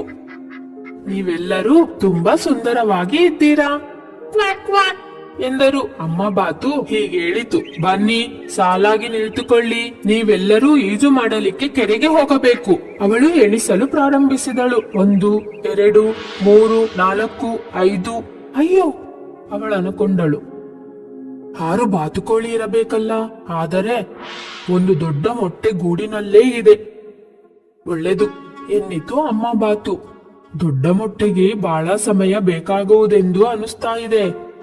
ಅದಕ್ಕಾಗಿ ಅವಳು ಗೂಡ ಹತ್ತಿರ ಸ್ವಲ್ಪ ಸಮಯ ಕಾಯುತ್ತಾಳೆ. ಮಾರನೆಯ ದಿನ ಮೊಟ್ಟೆ ಒಡೆಯಲು ಬಂದಾಗ ಒಂದು ಬಾತುಕೋಳಿ ಹೊರಗಡೆ ಬಂದಿತ್ತು. ಹೇಳಬೇಕೆಂದರೆ ಅದು ನೋಡಲು ವಿಚಿತ್ರವಾಗಿತ್ತು. ಅವನು ಎಲ್ಲಕ್ಕಿಂತಲೂ ದೊಡ್ಡದಾಗಿ ಇದ್ದಾನೆ. ಅವನ ಮೇಲೆ ಹಳದಿ ಬಣ್ಣ ಎಲ್ಲೂ ಇರಲಿಲ್ಲ. ಮತ್ತೆ ತಲೆಯಿಂದ ಕಾಲಿನವರೆಗೂ ಬೂದಿ ಬಣ್ಣದಲ್ಲಿ ಇದ್ದಾನೆ. ಅವನು ಹಾಗೆ ಹೀಗೆ ತೂಗುತ್ತಾ ವಿಚಿತ್ರವಾಗಿ ನಡೀತಾ ಇದ್ದನು. ಒಂದು ಹಳದಿ ಬಣ್ಣದ ಬಾತುಕೋಳಿ ತೋರಿಸಿ ಹೀಗೇಳಿತು, ಇದೇನೇನು, ಇವನು ನಮ್ಮ ತರ ಇಲ್ಲ. ಇಷ್ಟು ಅಸಹ್ಯವಾಗಿರೋ ಬಾತುಕೋಳಿ ನನ್ನ ನೋಡಿಲ್ಲ ಎಂದು ಇನ್ನೊಂದು ಬಾತುಕೋಳಿ ಹೇಳಿತು. ನೀವು ಹೀಗೆ ಹೇಗೆ ಎನ್ನುತ್ತೀರಾ ಎಂದು ಅಮ್ಮ ಬಾತು ಜೋರಾಗಿ ಹೇಳಿದಳು. ನೀವು ಕೇವಲ 1 ದಿನ ದೊಡ್ಡವರು. ನಿಮ್ಮ ತಮ್ಮನೂ ನಿಮ್ಮ ಹಾಗೆ ಒಂದೇ ಗೂಡಿಂದ ಬಂದಿರವನು. ಈಗ ಸಾಲಾಗಿ ನಿಲ್ಲಿ, ನಾವೆಲ್ಲರೂ ಈಜಲು ಹೋಗೋಣ. ಅಷ್ಟರಲ್ಲಿ ಇನ್ನೊಂದು ಬಾತು ಹೀಗೆ ಕಿರ್ಚಿತ್ತು, ಕುರುಪಿ ಕುರುಪಿ ಕುರುಪಿ. ಉಳುಕಿರುವ ಬಾತುಕೋಳಿಗಳು ಹಾಗೆ ಯಾಕೆಂದವು ಅಂತ ಅರ್ಥ ಆಗಲಿಲ್ಲ. ಅವನು ಕೊನೆಗೆ ಹೋಗಿ ನಿಂತುಕೊಂಡನು. ಎಲ್ಲಾ ಹಳದಿ ಬಾತುಕೋಳಿಗಳು ತಾಯಿ ಬಾತು ಜೊತೆ ಈಜಲು ಪ್ರಾರಂಭಿಸಿದವು. ವಿಕಾರವಾದ ಬಾತುಕೋಳಿಯ ಸಮಯ ಬಂದಾಗ ನೀರಲ್ಲಿ ಎಗಿರಿ ಈಜಲು ಪ್ರಾರಂಭಿಸಿತು. ಕನಿಷ್ಠ ಅವನಿಗೆ ಈಜಲು ಬರುತ್ತಲ್ಲ, ಮನಸ್ಸಿನಲ್ಲಿ ಅವಳು ಎಂದುಕೊಂಡಳು. ಕೆರೆ ಬಿಟ್ಟ ಮೇಲೆ ಅವರು ಆಡಲು ಪ್ರಾರಂಭಿಸಿದರು. ವಿಕಾರವಾದ ಬಾತುಕೋಳಿ ಅವರ ಜೊತೆ ಆಡಲು ಪ್ರಯತ್ನಿಸಿದಾಗ ಹೀಗೆ ಹೇಳಿದವು: ದೂರ ಹೋಗು, ನಾವ್ ನಿಮ್ ಜೊತೆ ಆಟ ಆಡಲ್ಲ. ನೀನು ಅಸಹ್ಯವಾಗಿದ್ದೀಯಾ. ನೀನ್ ನಡೆಯೋದು ಕೂಡ ವಿಚಿತ್ರವಾಗಿದೆ. ನಿನಗೆ ಗೊತ್ತಾ, ನೀನು ನಮ್ಮಿಂದ ದೂರ ಹೋಗಿದರೆ ನಮಗೆ ದೊಡ್ಡ ಸಹಾಯ ಮಾಡಿದಾಗೆ. ಎಲ್ಲರೂ ಹೀಗೆ ಕಿರಿಚಿದರು. ಹೊರಗೆ ಹೋಗು, ಹೊರಗೆ ಹೋಗು, ಹೊರಗೆ ಹೋಗು. ಯಾಕೆ ನೀವು ನನ್ನ ಇಲ್ಲಿರಕ್ಕೆ ಬಿಡ್ತಾ ಇಲ್ಲ? ಅದೇ ರಾತ್ರಿ ವಿಕಾರವಾದ ಬಾತುಕೋಳಿ ಹೊಲದ ಬೇಲಿಯ ಮೇಲೆ ಹಾರಿದನು. ಅವನು ನದಿಯ ಇನ್ನೊಂದು ದಡ ಸೇರುವವರೆಗೂ ಹಾರಿದನು. ಅಲ್ಲಿ 2 ದೊಡ್ಡ ಬಾತುಗಳನ್ನು ಭೇಟಿ ಮಾಡಿದನು. ನಾನಿಲ್ಲಿ ಸ್ವಲ್ಪ ಹೊತ್ತು ಇರ್ಬೋದಾ ಎಂದು ಆ ಬಾತುಕೋಳಿ ಕೇಳಿತು. ನಂಗಿಲ್ಲಿ ಯಾರು ಇಲ್ಲ. ಆದರೆ ನಮ್ಮಗೇನು ಎಂದು ಒಂದು ಬಾತು ಹೇಳಿತು. ನಮ್ ದಾರಿಗೆ ನೀನು ಅಡ್ಡ ಬರ್ಬೇಡ. ಇಷ್ಟರಲ್ಲಿ ಒಂದು ದೊಡ್ಡದಾದ ಹಸಿವಿನಿಂದ ಇದ್ದ ನಾಯಿ ಓಡುತ್ತಾ 2 ಬಾತುಗಳನ್ನು ಹಿಡಿದುಕೊಳ್ಳಲು ಬಂದಿತು. ತಕ್ಷಣ ಗಾಳಿಯಲ್ಲಿ ಹಾರಿದವು. ಅವರ ಗರಿಗಳು ಕೆಳಗೆ ನೆಲದ ಮೇಲೆ ಬಿದ್ದವು. ಪಾಪ ಆ ವಿಕಾರವಾದ ಬಾತುಕೋಳಿ ಭಯದಿಂದ ನಡುಗಿತ್ತು. ಆ ನಾಯಿ ಅದರ ವಾಸನೆಯನ್ನು ನೋಡಿ ಹಿಂದೆ ತಿರುಗಿ ಹೋಯಿತು. ನಾನು ಹಸಿದಿರೋ ನಾಯಿ ತಿನ್ನಲಾರದಷ್ಟು ಅಸಹ್ಯವಾಗಿದ್ದೀನ ಎಂದು ಆ ವಿಕಾರವಾದ ಬಾತುಕೋಳಿ ತಲೆ ಬಗ್ಗಿಸಿ ಎಂದನು. ಇಷ್ಟರಲ್ಲಿ ಕತ್ತಲಾಯಿತು. ಒಂದು ದೊಡ್ಡ ಮಿಂಚು ಬಿತ್ತು. ಅದರ ಜೊತೆ ದೊಡ್ಡದಾದ ಗುಡುಗು ಮತ್ತು ಆಕಾಶದಿಂದ ದೊಡ್ಡ ಬಿರುಗಾಳಿಯ ಮಳೆ ಶುರುವಾಯಿತು. ಅಷ್ಟರಲ್ಲಿ ಆ ಬಾತುಕೋಳಿ ನೆಂದು ಬಿಟ್ಟಿತ್ತು. ತಣ್ಣದಾದ ಗಾಳಿ ಬರುವುದರಿಂದ ಆ ಬಾತುಕೋಳಿ ನಡುಗುತ್ತಾ ಇತ್ತು. ಎಂದು ಅದರ ರೆಕ್ಕೆಗಳನ್ನು ಎದೆಯ ಹತ್ತಿರ ಇಟ್ಟುಕೊಂಡಿತು. ನನ್ನ ಒಣಗಿಸ್ಕೊಳ್ಳೋಕೆ ಜಾಗ ಇದೆಯಾ? ಒಂದೇ ಸಾರಿ ಗಿಡಗಳ ನಡುವೆ ಒಂದು ಬೆಳಕು ಕಾಣಿಸಿತು. ಅಲ್ಲಿ ಯಾರ್ದೋ ಗುಡಿಸ್ಲಿರ್ಬೇಕು ಎಂದು ಬಾಗಿಲ ಹತ್ತಿರ ಹಾರಿತು. ಎಂದು ವಿಕಾರವಾದ ಬಾತು ಕಿರಿಚಿತು. ಬಾಗಿಲು ಕಿರ್ರು ಎಂದು ತೆಗಿತು. ಈ ಶಬ್ದವೇನು ಎಂದು ಹೇಳುತ್ತಾ ಬಲಕ್ಕೆ ಎಡಕ್ಕೆ ನೋಡಿದಳು. ಅವಳ ದೃಷ್ಟಿ ಸರಿಗೆ ಕಾಣಿಸ್ತಿರಲಿಲ್ಲ. ಕೆಳಗಡೆ ನೋಡುತ್ತಾ, ಓ, ಇದೊಂದು ಬಾತುಕೋಳಿ. ಅವಳು ಆ ಬಾತುಕೋಳಿಯನ್ನು ತೆಗೆದುಕೊಂಡು ಗುಡಿಸಲು ಒಳಗೆ ಬಿಟ್ಟಳು. ನೀನು ಇಲ್ಲಿ ಇರಬಹುದು, ಆದರೆ ನೀನು ಮೊಟ್ಟೆಗಳನ್ನು ಇಡಬೇಕು ಎಂದು ಅಂದಳು. ಅಷ್ಟರಲ್ಲಿ ಒಂದು ಬೆಕ್ಕು ಮತ್ತು ಕೋಳಿ ಆ ಕಡೆಯಿಂದ ಬಂದವು. ಏನ್ ಅನ್ಕೊಂಡಿದ್ಯಾ ನೀನು?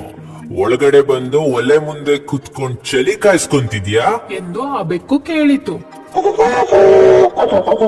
ಎಂದು ಕೋಳಿ ಹೇಳಿತು.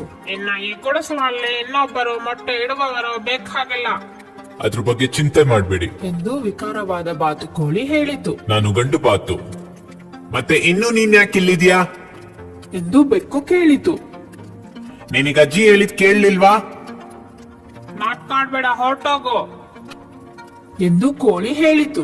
ಹೊರಗೋಗು ಎಂದು ಬೆಕ್ಕು ಹೇಳಿತು. ಬಾಗಿಲು ಸ್ವಲ್ಪ ತೆಗೆದಿದ್ದರಿಂದ ವಿಕಾರವಾದ ಬಾತುಕೋಳಿ ಬಾಗಿಲಿಂದ ಜಾರಿ ಹೊರಗಡೆ ಬಿದ್ದು ಬಿಟ್ಟಿತು. ನಾನು ಯಾರಿಗೂ ಬೇಡ ಎಂದು ಬೇಜಾರಾಗಿರುವ ಬಾತುಕೋಳಿ ಕಣ್ಣಲ್ಲಿ ನೀರು ಬಂದಿತು. ಮಳೆ ನಿಂತು ಹೋಯಿತು. ಅವನು ಹೊಸ ಕೆರೆಯನ್ನು ಸೇರಿದನು.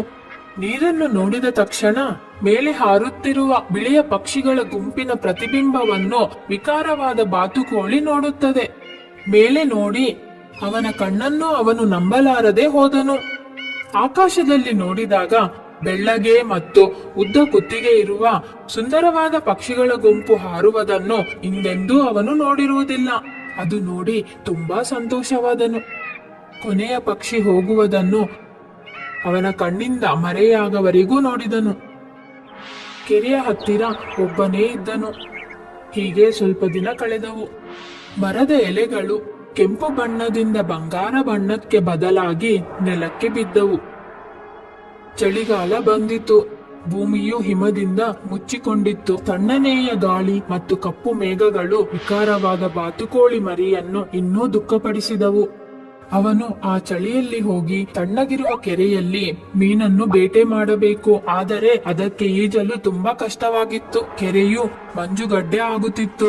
ಒಂದು ದಿನ ಕೆರೆಯಲ್ಲಿ ಅವನ ಸುತ್ತ ಗಡ್ಡೆ ಕಟ್ಟಲಾರದೆ ಇರಬೇಕೆಂದು ಈಜು ಮಾಡಬೇಕಾಯಿತು ನಂಗೆ ತುಂಬಾ ಆಯಾಸವಾಗಿದೆ.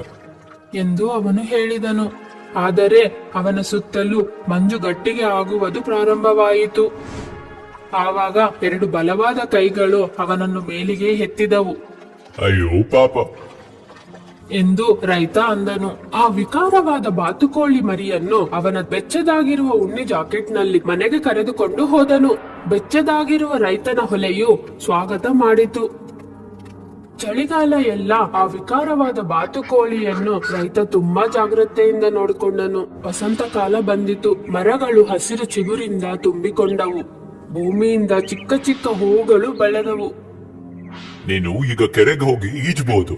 ನೀನೇನು ಕೊಟ್ಟಿದ್ಯೋ ಆ ಕೆಲಸ ಮಾಡ್ಬೋದು ಎಂದು ರೈತ ಅಂದನು. ಎಲ್ಲಿಂದ ಬಾತು ಮರಿಯನ್ನು ಕರೆದುಕೊಂಡು ಬಂದಿದ್ದನೋ ಅದೇ ಕೆರೆಯಲ್ಲಿ ಜಾಗ್ರತೆಯಿಂದ ಬಿಟ್ಟನು. ಅಬ್ಬಾ, ನಂಗೇನೋ ಶಕ್ತಿ ಬಂದಿರೋ ಹಾಗಿದೆ ಎಂದು ಅವನ ರೆಕ್ಕೆಯನ್ನು ಬೀಸುತ್ತಾ ಹೀಗಂದನು. ಏನಕ್ಕಿಷ್ಟು ದಿನ ನನಗೆ ಇಷ್ಟು ಶಕ್ತಿ ಇರೋ ಹಾಗಿರ್ಲಿಲ್ಲ. ಅವನ ಹಿಂದೆ ನೀರು ಅಪ್ಪಳಿಸುವ ಶಬ್ದವನ್ನು ಕೇಳಿಸಿತು. ಹಿಂದೆ ತಿರುಗಿ ನೋಡಿದಾಗ ಆಕಾಶದಲ್ಲಿ ನೋಡಿರುವ ಬಿಳಿ ಗುಂಪಿನ ಪಕ್ಷಿಗಳು ಈಗ ಅವನ ಕಣ್ಣಿನ ಮುಂದೆ ನೀರಲ್ಲಿ ಇದ್ದವು. ಚಿಂತೆ ಮಾಡ್ಬೇಡಿ, ಒಂದು ರೆಕ್ಕೆಯನ್ನು ಮೇಲೆ ಎತ್ತಿ ಹೇಳಿದನು. ನಾನ್ ಹೊರಡ್ತೀನಿ. ನಾನ್ ನಿಮ್ ತೊಂದರೆ ಕೊಡಲ್ಲ. ಅವನ ಕಣ್ಣಿನಿಂದ ಒಂದು ಹನಿ ಜಾರಿ ಅವನ ಕೆನ್ನೆಯ ಮೇಲೆ ಬಿದ್ದಿತು. ಅವನು ತಿರುಗಿ ಹೋದಾಗ ಒಂದು ಸುಂದರವಾದ ಪಕ್ಷಿ ಪ್ರತಿಬಿಂಬ ಅವನಿಗೆ ಹತ್ತಿರವಾಗಿ ಕಾಣಿಸುತ್ತದೆ. ಎದಕ್ಕೆ ನನ್ನ ಹತ್ತಿರವಾಗಿ ಬಂದಿದೆ ಎಂದು ಅವನು ಹಿಂದಕ್ಕೆ ಎಗಿರಿದನು. ಪ್ರತಿಬಿಂಬನು ಹಿಂದಕ್ಕೆ ಎಗಿರಿತು. ಇದೇನಿದು? ಹೀಗೆಂದನು. ಅವನ ಕುತ್ತಿಗೆಯನ್ನು ಮುಂದೆ ಮಾಡಿದಾಗ ಪ್ರತಿಬಿಂಬ ಕೂಡ ಮುಂದೆ ಮಾಡಿತು. ನೀನೇನಕ್ಕೆ ಇಷ್ಟು ಬೇಗ ಹೋಗ್ತಿದ್ಯಾ? ಒಂದು ಸುಂದರವಾದ ಪಕ್ಷಿ ಹೇಳಿತು. ನಮ್ ಜೊತೆ ಇಲ್ಲೇ ಇರು. ಎಂದು ಇನ್ನೊಂದು ಪಕ್ಷಿ ಹೇಳಿತು. ನಮ್ ಜೊತೆ ಸ್ನೇಹಿತನಾಗಿರು. ಆವಾಗ ಆ ವಿಕಾರವಾದ ಬಾತುಕೋಳಿಗೆ ಅರ್ಥವಾಯಿತು ಏನಾಯಿತೆಂದು. ಅದು ವಿಕಾರವಾದ ಪಕ್ಷಿಯೂ ಅಲ್ಲ, ಅದರ ನಡೆಯೂ ವಿಚಿತ್ರವಿಲ್ಲ. ಅದು ಇವಾಗ ಒಂದು ಸುಂದರವಾದ ಹಂಸ. ಒಂದು ಕ್ಷಣದಲ್ಲಿ ಅಲ್ಲಿರುವ ಎಲ್ಲಾ ಹಂಸಗಳು ಆಕಾಶಕ್ಕೆ ಹಾರಿದವು. ನೀನು ನಮ್ ಜೊತೆ ಬಾ. ಅದರಲ್ಲಿ ಒಂದು ಹೇಳಿತು. ನಮ್ಗೆ ದಾರಿ ತೋರ್ಸು. ಆದ್ದರಿಂದ ಅವನ ರೆಕ್ಕೆಗಳನ್ನು ಬೀಸುತ್ತಾ ಪಕ್ಷಿಗಳ ಗುಂಪಲ್ಲೇ ಹಾರುತ್ತಾ ಮುಂದೆ ಹೋದನು. ಅವನ ಹೊಸ ಸ್ನೇಹಿತರು ಅವನ ಹಿಂದೆ ಹಾರುತ್ತಾ ಹೋದರು. ಆಕಾಶದಲ್ಲಿ ಆನಂದದಿಂದ ಸಂತೋಷದಿಂದ ಮುಂದಕ್ಕೆ ಸಾಗಿದವು. ವಿಕಾರವಾದ ಬಾತುಕೋಳಿ ಯಾರು? ನಾನಂತೂ ಅಲ್ಲ.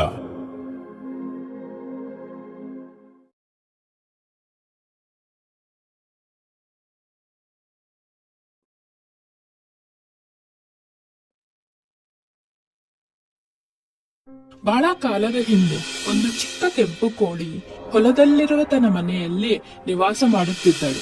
ಮನೆಯನ್ನು ಶುದ್ಧವಾಗಿ ಇಟ್ಟುಕೊಳ್ಳಲು ಮತ್ತು ಆಹಾರವನ್ನು ಕೂಡಿಡಲು ಬಹಳ ಕಷ್ಟಪಡುತ್ತಿದ್ದಳು. ಕೋಳಿ ಮರಿಯ ಮನೆಯ ಹತ್ತಿರ ಒಂದು ಕಪಟ ನರಿ ಮತ್ತು ಅವನ ಹೆಂಡತಿ ಒಂದು ಗುಹೆಯಲ್ಲಿ ವಾಸಿಸುತ್ತಿದ್ದರು. ನರಿ ಯಾವಾಗಲೂ ಅವನ ಮೋಸವಾದ ಆಲೋಚನೆಯಿಂದ ರುಚಿಯಾದ ಆಹಾರವನ್ನು ಬೇಟೆಯಾಡಿ ಅವನ ಹೆಂಡತಿಯನ್ನು ಸಂತೋಷ ಇಡಲು ಪ್ರಯತ್ನ ಮಾಡುತ್ತಿದ್ದನು. ಅವರಿಗೆ ಯಾವಾಗಲೂ ಆ ಕೆಂಪು ಕೋಳಿಮರಿಯ ಮೇಲೆ ಕಣ್ಣಿತ್ತು. ನರಿ ಕೋಳಿಮರಿಯನ್ನು ನೋಡಿ ಹೀಗೆ ಎಂದುಕೊಳ್ಳುತ್ತಿತ್ತು. ಈ ಕೆಂಪು ಎಳೆಯ ಕೋಳಿ ತುಂಬಾ ಚೆನ್ನಾಗಿದೆ. ಅದನ್ನ ಬೇಟೆಯಾಡಿ ನನ್ನ ಹೆಂಡತಿಗೆ ಬಹುಮಾನವಾಗಿ ಕೊಡ್ತೀನಿ. ಮತ್ತೆ ಅದನ್ನ ದೊಡ್ಡ ಪಾತ್ರೆಯಲ್ಲಿ ಬೇಯಿಸ್ಕೊಂಡು ಸವಿತೀನಿ. ಆದರೆ ಆ ನರಿ ಅವನ ಹೆಂಡತಿಗೆ ಇವತ್ತು ಒಳ್ಳೆ ಊಟವನ್ನು ತರುತ್ತೇನೆ ಎಂದು ಹೇಳಿತು. ನಾನು ಆ ಕೆಂಪು ಕೋಳಿನ ಹಿಡಿತೀನಿ. ಈ ದಿನ ರಾತ್ರಿ ಊಟಕ್ಕೆ ಅದನ್ನ ಅಡಿಗೆ ಮಾಡಿ ತಿನ್ನೋಣ. ಬಹಳ ದಿನದ ನಂತರ ಮನಸ್ಫೂರ್ತಿಯಾಗಿ ಊಟ ಮಾಡೋಣ ಎಂದು ಹೇಳುತ್ತಾ ನರಿ ಅಲ್ಲಿಂದ ಹೊರಟು ಚಿಕ್ಕ ಕೋಳಿ ಮರಿಯ ಮನೆಯ ಹತ್ತಿರ ಹೊರಡಿತು. ನರಿಯ ಹೆಂಡತಿ ಸಂತೋಷದಿಂದ ಎಲ್ಲಾ ಮಸಾಲೆಯನ್ನು ತಯಾರು ಮಾಡಲು ಸಿದ್ಧವಾದಳು. ಹಾಗೆ ದೊಡ್ಡ ಪಾತ್ರೆಯಲ್ಲಿ ನೀರನ್ನು ಕುದಿಯಲು ಇಟ್ಟಳು. ಮನೆಯಲ್ಲಿರುವ ಕೆಂಪು ಕೋಳಿ ಮರಿ ತನ್ನ ಮನೆಯ ಮುಂದಿರುವ ಹೊಲಕ್ಕೆ ಸ್ವಲ್ಪ ಕಾಳುಗಳನ್ನು ರಾತ್ರಿಯ ಊಟಕ್ಕೆ ಆರಿಸಿಕೊಳ್ಳಬೇಕೆಂದು ಕೊಂಡಳು. ಅದರ ಹಿಂದೆ ಇರುವ ಕಪಟ ನರಿಯನ್ನು ಅದು ಗಮನಿಸಲಿಲ್ಲ.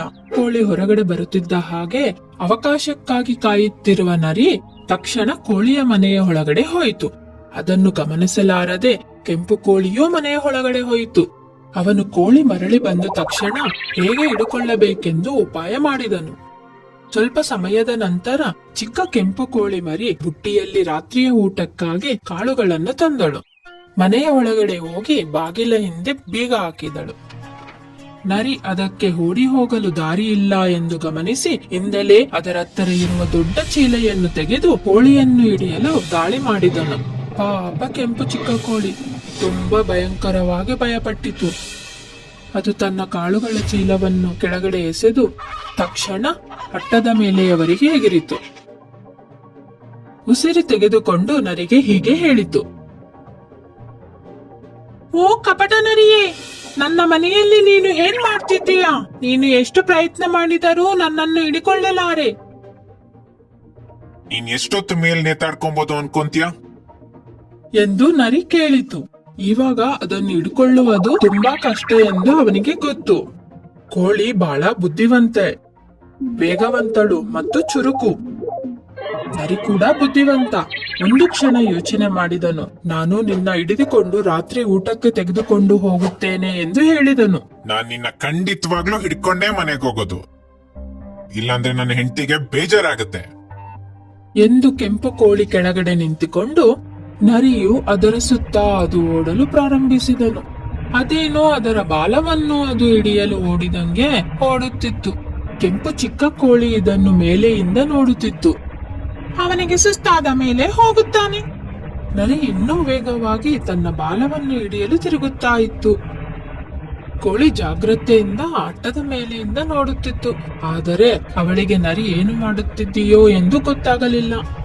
ಪಾಪ ಕೆಂಪು ಕೋಳಿ ಮರಿಗೆ ಮೇಲಿಂದ ಗಮನ ಕೊಟ್ಟು ನೋಡುತ್ತಿರುವುದರಿಂದ ಅದರ ತಲೆ ಸುತ್ತಿ ಅಟ್ಟದ ಮೇಲೆ ಜೋತಾಳಲಾರದೆ ಅದು ಹಿಂದೆಲೆ ಕಪಟ ನರಿಯ ದೊಡ್ಡ ಚೀಲದಲ್ಲಿ ಬಿದ್ದಿತು.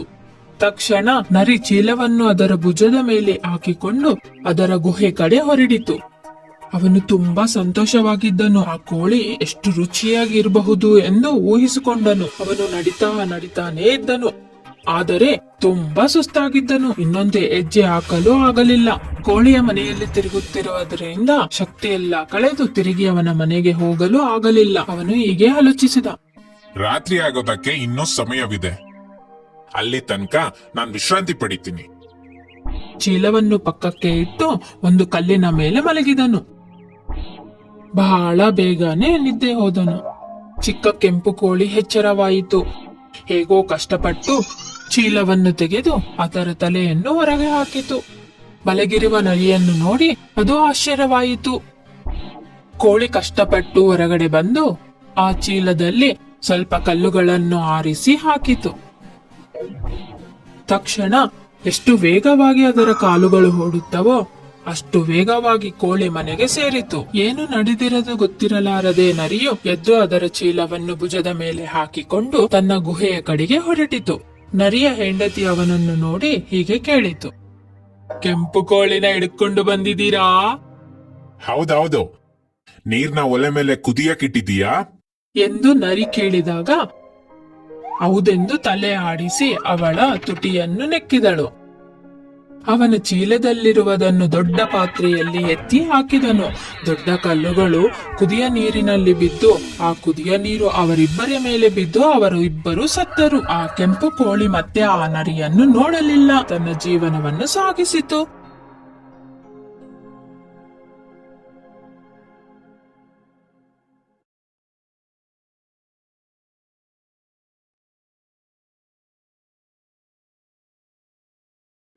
ಒಂದಾನೊಂದು ಕಾಲದಲ್ಲಿ ರಾಕ್ಷಸ ಬೇತಾಳ ನಿವಸಿಸುತ್ತಿದ್ದನು. ಅವನು ತುಂಬಾ ಪ್ರಮಾದಕರವಾದನು. ಮತ್ತೆ ಅವನಿಗೆ ಪ್ರತ್ಯೇಕವಾದ ಶಕ್ತಿಗಳು ಇದ್ದವು. ಅದರಿಂದ ಭಯಂಕರವಾದ ಕ್ರೂರ ಪ್ರಾಣಿಗಳ ರೂಪದಲ್ಲಿ ಹತ್ತಿರದೇ ಇರುವ ಹಳ್ಳಿಯಲ್ಲಿ ಮನುಷ್ಯವನ್ನು ಆಹಾರವಾಗಿ ಬೇಟೆ ಮಾಡಿ ತಿನ್ನುತ್ತಿದ್ದನು. ಆ ಹಳ್ಳಿಯಲ್ಲಿ ಇರುವ ಮನುಷ್ಯರೆಲ್ಲರೂ ಅವರ ಪ್ರಾಣಕ್ಕಾಗಿ ಭಯದಿಂದ ಇದ್ದರು. ಯಾರಿಗೂ ಅವನು ಎಲ್ಲಿ ನಿವಾಸ ಮಾಡುತ್ತಿದ್ದನೋ, ಎಲ್ಲಿಂದ ಬರುವವನೋ ಗೊತ್ತಿಲ್ಲ. ಆದರೆ ಒಂದು ಪುಸ್ ಅನ್ನ ಬೆಕ್ಕುಗೆ ಮಾತ್ರ ಗೊತ್ತಿತ್ತು. ಪುಸ್ ಆ ಹಳ್ಳಿಯಲ್ಲಿ ಕಿರಣಿ ನಡೆಸೋ ಒಬ್ಬನಿಗೆ ಸಾಕಿದ ಬೆಕ್ಕು. ಅವನಿಗೆ 3 ಮಕ್ಕಳು. 2 ದೊಡ್ಡ ಮಕ್ಕಳು ತುಂಬಾ ಸೋಮರಿಯಾದರು ಮತ್ತು ಕೆಲಸವೆಲ್ಲ ಚಿಕ್ಕ ಮಗನಿಗೆ ಬಿಟ್ಟು ಬಿಡುತ್ತಿದ್ದರು. ತಂದೆ ಸತ್ತೋದ ಮೇಲೆ ಅವನ ಆಸ್ತಿಯನ್ನು 3 ಹಂಚಿಕೊಂಡರು. ಅವನ ದೊಡ್ಡ ಮಗನಿಗೆ ಗಿರಣಿ ಕೊಟ್ಟರು. 1 ಕತ್ತೆ 2ನೇ ಮಗನಿಗೆ. ಚಿಕ್ಕ ಮಗನಿಗೆ ಚಿಕ್ಕ ಪುಸ್ ಎಂಬ ಬೆಕ್ಕು ಹೋಯಿತು. ದೊಡ್ಡ ಅಣ್ಣಂದಿರು ಚಿಕ್ಕ ತಮ್ಮನಿಗೆ ಅವನ ಇಷ್ಟಕ್ಕೆ ಬಿಟ್ಟು ಬಿಟ್ಟಿದ್ದರು. ಅದರದಿಂದ ಅವನು ಸಂತೋಷವಾಗಿ ಇರಲಿಲ್ಲ. ಅವನು ಹೀಗೆ ಎಂದನು, ಅಯ್ಯೋ, ಈ ಬೆಕ್ಕು ನನಗೆ ಏನಕ್ಕೂ ಕೆಲ್ಸಕ್ ಬರಲ್ಲ. ಕೊನೆ ಪಕ್ಷ ಇದಕ್ಕೆ ಊಟ ಕೂಡ ಹಾಕಕ್ಕಾಗಲ್ಲ ಎಂದು ಕುಳಿತುಕೊಂಡು ಆಲೋಚನೆ ಮಾಡುತ್ತಾ ತಿನ್ನಲಿಕ್ಕಿರೋ ಬೆಣ್ಣೆಯನ್ನು ಹೇಗೆ ಸಂಪಾದಿಸಬೇಕು ಎಂದು ಆಲೋಚಿಸುತ್ತಿದ್ದನು. ಬೆಕ್ಕು ಎಗಿರಿ ಹೀಗೆ ಹೇಳುತ್ತದೆ, ಹೆದರ್ಕೊಂಡ್ಬೇಡಿ ಮಹಾರಾಜ, ಬದುಕದಕ್ಕೆ ಒಂದು ದಾರಿ ಹುಡುಕ್ತೀನಿ. ಗಿರಣಿ ನಡೆಸುವನ ಮಗ ಅವನ ಕಣ್ಣನ್ನು ಅವನು ನಂಬಲಾರದೆ ಕಣ್ಣನ್ನು ಒರೆಸಿಕೊಂಡು ಹೀಗೆ ಕೇಳಿದನು, ನಿನಗ್ ಮಾತಾಡಕ್ ಬರುತ್ತಾ? ಒಂದು ವೇಳೆ ನೀನು ನಾನು ಹೇಳಿದ್ನ ಕೇಳಿದ್ರೆ ನಾನು ಇನ್ನೂ ನಿನಗ್ ಸಹಾಯ ಮಾಡಬಹುದು. ಅದಕ್ಕೆ ನಿನ್ ತಂದೆ ನಿನ್ನ ಹತ್ರ ಬಿಟ್ರು. ನಾನೀಗೇನ್ ಮಾಡ್ಲಿ? ನನಗೊಂದು ಟೋಪಿ, ಒಂದು ಜೊತೆ ಬೂಟು, ಒಂದು ದೊಡ್ಡ ಚೀಲ ತೆಕ್ಕೊಟ್ಟು ಉಳಿದಿದ್ದನ್ನ ನನಗ್ ಬಿಟ್ಬಿಡಿ. ಆವಾಗ ಮಿಲ್ಲರ್ನ ಮಗ ಅವನತ್ತಿರ ಇರುವ ಸ್ವಲ್ಪ ಹಣದಿಂದ ಒಂದು ಸುಂದರವಾದ ಗರಿ ಇರುವ ಟೋಪಿಯನ್ನು, ಗೋಧಿ ಬಣ್ಣದ ಬೂಟನ್ನು ಮತ್ತು ಒಂದು ದೊಡ್ಡ ಒಳ್ಳೆಯ ಚೀಲವನ್ನು ಕೊಡಿಸಿದನು. ಬೆಕ್ಕು ಅದರ ಟೋಪಿಯನ್ನು ತಲೆ ಮೇಲೆ ಇಟ್ಟುಕೊಂಡು ಬೂಟನ್ನು ಹಾಕೊಂಡು ಚೀಲವನ್ನು ತೆಗೆದುಕೊಂಡು ಕಾಡಿನ ದಾರಿಯಲ್ಲಿ ಹೋಗುತ್ತದೆ. ಅದು ನೋಡಲು ತುಂಬಾ ಅಪರೂಪವಾಗಿ ಕಾಣುತ್ತಿರುವುದರಿಂದ ಅದರನ್ನು ನೋಡಿದ ಮಿಲ್ಲರ್ನ ಮಗ ಬೆಕ್ಕನ್ನು ಪುಸ್ ಇನ್ ಬೂಟ್ಸ್ ಎಂದು ಕರೆದನು. ಕಾಡಿಗೆ ಹೋಗುವ ದಾರಿಯಲ್ಲಿರುವ ಹೊಲದಲ್ಲಿ ಸ್ವಲ್ಪ ಕ್ಯಾರೆಟ್ಗಳನ್ನು ತೆಗೆದುಕೊಂಡು ಹೋಯಿತು ಪುಸ್. ಗಿರಣಿಯ ಹತ್ತಿರಲ್ಲಿ ಮೊಲಗಳನ್ನು ಬೆಳೆಸುವ ಕಾಪು ಇದೆ. ದೊಡ್ಡ ಚೀಲನು ಮತ್ತು ಕ್ಯಾರೆಟ್ಗಳನ್ನು ಇಟ್ಟು ಬಾಯಿ ದೊಡ್ಡದಾಗಿ ತೆಗೆತು. ಆವಾಗ ಅವನು ಪೊದೆಯಲ್ಲಿ ಮರೆಯಾದನು. ಆಸೆಗೆ ಮೊಲಗಳು ತಾಜಾ ಕ್ಯಾರೆಟ್ ಸುವಾಸನೆ ಬಂದಾಗ ತಿನ್ನಲಿಕ್ಕೆ ಚೀಲದಲ್ಲಿ ಹೊರಟವು. ಇಂದಲೇ ಪುಸ್ ದಾರವನ್ನು ಎಳೆದು ಚೀಲವನ್ನು ಕಟ್ಟಿ ಅವನ ಭುಜಕ್ಕೆ ಹಾಕಿಕೊಂಡು ಒಳ್ಳೆ ದಪ್ಪವಾದ ಮೊಲಗಳನ್ನು ಚೀಲದಲ್ಲಿ ತೆಗೆದುಕೊಂಡು ರಾಜನ ಅರಮನೆಗೆ ಹೋಗಿತು. ರಾಜನ ಮುಂದೆ ತಲೆ ಬೊಗ್ಗಿಸಿ ಹೀಗೆ ಹೇಳಿತು, ಮಹಾರಾಜ, ನಮ್ಮ ಯಜಮಾನ ರಾಜ ಕರಬಾಸ್ನಿಂದ ನಿಮಗೆ ಕಾಣಿಕೆಯನ್ನು ತಂದಿದ್ದೀನಿ ಎಂದು ದಪ್ಪವಾದ ಮೊಲಗಳನ್ನು ಹೊರಗೆ ತೆಗಿತಾ ಹೀಗೆ ಹೇಳಿದನು. ನಮ್ಮ ಯಜಮಾನರು ತುಂಬಾ ಗೌರವದಿಂದ ನಿಮಗೆ ಈ ಮೊಲವನ್ನು ಕಳುಹಿಸಿದ್ದಾರೆ. ರಾಜನು ಬಹುಮಾನವನ್ನು ಅಂಗೀಕರಿಸಿದರು. ಸ್ವಲ್ಪ ದಿವಸ ಕಳೆಯುತ್ತಿರಲು ಪುಸ್ ಇನ್ ಬೂಟ್ಸ್ ನಿಯಮಿತವಾಗಿ ರಾಜನ್ನು ಭೇಟಿ ಮಾಡುತ್ತಾ ಮೊಲಗಳನ್ನು, ಬೇಟೆ ಮಾಡಿದ ಪಕ್ಷಿಗಳನ್ನು, ಕೋಳಿಗಳನ್ನು ಬಹುಮಾನ ಎಂದು ರಾಜ ಕರಬಾಸ್ ಹೆಸರು ಮೇಲೆ ಕೊಡುತ್ತಿದ್ದನು. ಕೊನೆಗೆ ರಾಜ ಪುಸ್ ಜೊತೆ ಹೀಗೆ ಹೇಳಿದನು, ನಾನು ನಿನ್ನ ಯಜಮಾನ ಕೊಟ್ಟ ಬಹುಮಾನದಿಂದ ಸಂತೋಷಗೊಂಡಿದ್ದೇನೆ. ಒಂದು ದಿನ ಯುವರಾಣಿ ಅವರು ನದಿ ಹತ್ತಿರ ಹೋಗಲು ಯೋಚನೆ ಮಾಡಿದಳು. ಪುಸ್ ಅವನ ಯಜಮಾನ ಹತ್ತಿರ ತುಂಬಾ ವೇಗವಾಗಿ ಓಡಿ ಹೋಗಿ ಅವನು ರಾಜ ಅರಮನೆಗೆ ಹೋಗಿರೋದನ್ನು ಹೇಳಿ ಅವಾಗ ಅವನತ್ತಿರ ಹೀಗೆ ಹೇಳಿತು. ಏನಂದಿರುವುದು ಅಂದರೆ, ನೀವು ನಾನು ಹೇಳಿದ್ದನ್ನ ಮಾಡಿದ್ರೆ ನಿಮ್ಮ ಅದೃಷ್ಟ ಬದಲಾಗುತ್ತದೆ. ಅಲ್ಲಿ ನದಿಗೆ ಹೋಗಿ ನದಿಯಲ್ಲಿ ಈಜು ಹೊಡಿರಿ. ಯಾರಾದ್ರೂ ಕೇಳಿದ್ರೆ ನಿಮ್ಮ ಹೆಸರು ರಾಜ ಕರಬಾಸ್ ಅಂತ ಹೇಳಿ, ಬಾಕಿದ್ದ ನನಗ್ ಬಿಡಿ. ಮಿಲ್ಲರ್ನ ಮಗ ಬೆಕ್ಕು ಹೇಳಿದ್ದಾಗೆ ಮಾಡಿದನು. ಅವನು ನೀರಲ್ಲಿದ್ದಾಗ ಪುಸ್ ಅವನ ಬಟ್ಟೆಯನ್ನು ತೆಗೆದುಕೊಂಡು ಪೊದೆಯಲ್ಲಿ ಬಚ್ಚಿಟ್ಟನು. ರಾಜರ ಕುದುರೆಯ ರಥ ಬಂದ ತಕ್ಷಣ ಪೊದೆಯಲ್ಲಿ ಹೋಗಿ ಪುಸ್ ಈ ತರ ಕಿರುಚಿತ್ತು, ಕಾಪಾಡಿ ಕಾಪಾಡಿ, ನಮ್ಮ ಯಜಮಾನ ರಾಜ ಕರಬಾಸ್ನ ಕಾಪಾಡಿ. ಆ ಶಬ್ದವನ್ನು ಕೇಳಿಸಿಕೊಂಡು ರಾಜನು ರಥವನ್ನು ನಿಲ್ಲಿಸು ಎಂದು ಹೇಳಿ ವಿಷಯ ಏನು ಎಂದು ಕೇಳಿದನು. ಪುಸ್ ರಾಜನ ಮುಂದೆ ಬೊಗ್ಗಿ ಹೀಗೆ ಹೇಳಿತು, ಮಹಾರಾಜ, ನಮ್ಮ ಯಜಮಾನ ಸ್ನಾನ ಮಾಡುವಾಗ ಯಾರೋ ಬಟ್ಟೆ ಕದ್ದು ಹೋಗಿದ್ದಾರೆ. ಹೀಗೆ ಆದ್ರೆ ಅವರ ಕಾಲು ಮರಗಟ್ಟಿ ಮುಳುಗಿ ಹೋಗ್ತಾರೆ. ರಾಜನು ಅವನ ಸೇವಕನಿಗೆ ಒಂದು ಒಳ್ಳೆಯ ಬಟ್ಟೆ ಆ ರಾಜನ ಸಲುವಾಗಿ ತೆಗೆದುಕೊಂಡು ಬಾ ಎಂದು ಹೇಳಿದನು. ಮಿಲ್ಲರ್ನ ಮಗ ರಾಜನ ಬಟ್ಟೆಯನ್ನು ಹಾಕಿಕೊಂಡಾಗ ಯುವರಾಜನ ತರ ಕಾಣಿಸುತ್ತಿದ್ದನು. ಇವರೇ ನಮ್ಮ ಯಜಮಾನರು ರಾಜ ಕರಬಾಸ್ ಎಂದು ರಾಜನಿಗೆ ಮತ್ತು ಯುವರಾಣಿಗೆ ಮರ್ಯಾದದಿಂದ ಪರಿಚಯ ಮಾಡಿಸಿದನು. ಮಿಲ್ಲರ್ನ ಮಗ ಬಡವನಿದ್ದರೂ ನೋಡಕ್ಕೆ ಅಂದವಾಗಿ ಇರುವುದರಿಂದ ಯಾರಿಗೂ ಅನುಮಾನ ಬರಲಿಲ್ಲ.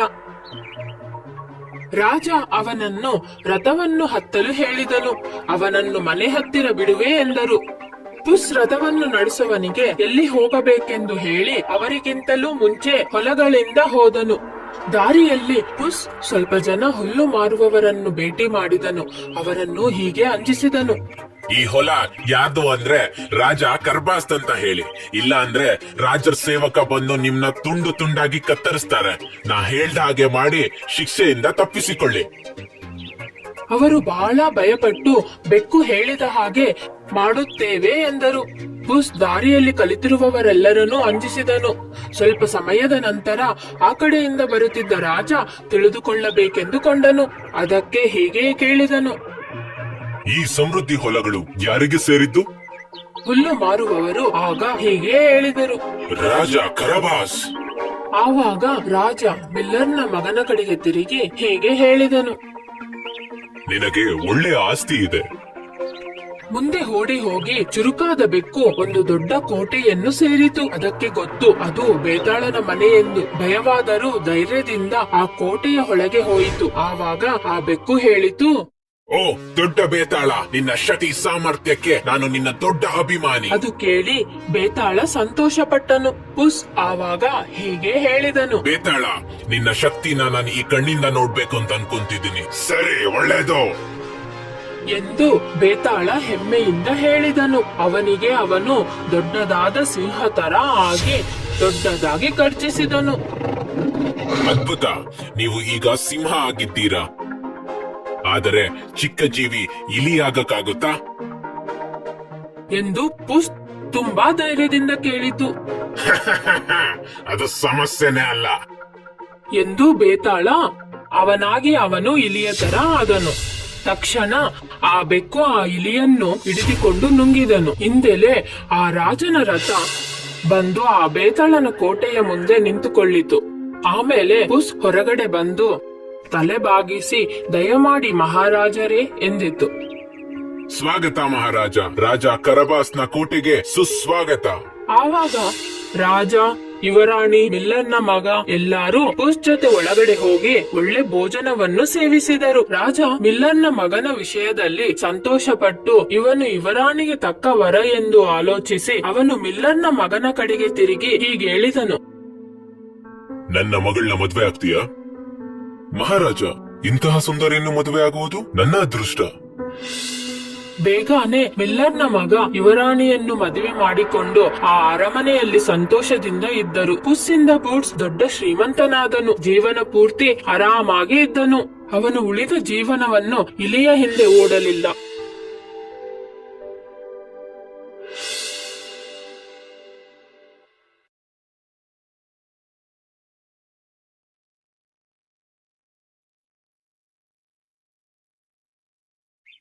ಒಂದಾನೊಂದು ಕಾಲದಲ್ಲಿ ಕೆಂಪು ಟೋಪಿ ಧರಿಸಿದ ಹುಡುಗಿ ತನ್ನ ಅಜ್ಜಿಗೆ ಊಟವನ್ನು ತೆಗೆದುಕೊಂಡು ಹೋಗುತ್ತಿದ್ದಳು.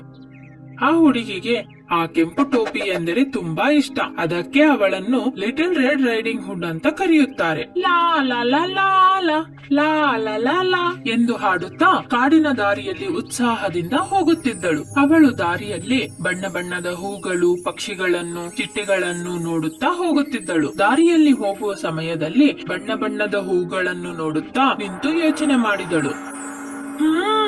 ವೈನ್ ಕೇಕ್ ಮತ್ತು ರೊಟ್ಟಿಯ ಜೊತೆ ಈ ಹೂಗಳನ್ನು ತೆಗೆದುಕೊಂಡು ಹೋದರೆ ಅಜ್ಜಿಗೆ ಬಹಳ ಸಂತೋಷವಾಗುತ್ತದೆ. ಆದರೆ ಅಮ್ಮ ಸೀದಾ ಅಜ್ಜಿ ಮನೆಗೆ ಹೋಗಲು ಹೇಳಿದ್ದಾರೆ. ಮಧ್ಯದಲ್ಲಿ ದಾರಿ ತಪ್ಪಿದರೆ ಅಪರಿಚಿತರ ಜೊತೆ ಮಾತನಾಡಬಾರದು ಅಂತ ಹೇಳಿದ್ದಾರೆ. ಹೂಗಳನ್ನು ಹಾರಿಸಿಕೊಳ್ಳಲು ಬಹಳ ಸಮಯ ಬೇಕಾಗಿಲ್ಲ ಅಂತ ತಾಯಿ ಹೇಳಿದ ಮಾತನ್ನು ಮರೆತು ದಾರಿ ಬಿಟ್ಟು ಹೂಗಳನ್ನು ಆರಿಸಿಕೊಳ್ಳುತ್ತಾ ನಿಂತಳು. ಹೂಗಳನ್ನು ಆರಿಸುವಾಗ ಕಾಡಿನಲ್ಲಿರುವ ಬೆರ್ರಿ ಮೇಲೆ ಅವಳ ದೃಷ್ಟಿ ಬೀಳುತ್ತದೆ. ಅವಳ ಹೊಟ್ಟೆಯಲ್ಲಿ ಹಸಿವಿನ ಶಬ್ದ ಕೇಳುತ್ತದೆ. ಓ, ನನಗೆ ಹಶ್ವಾಗುತ್ತಿದೆ.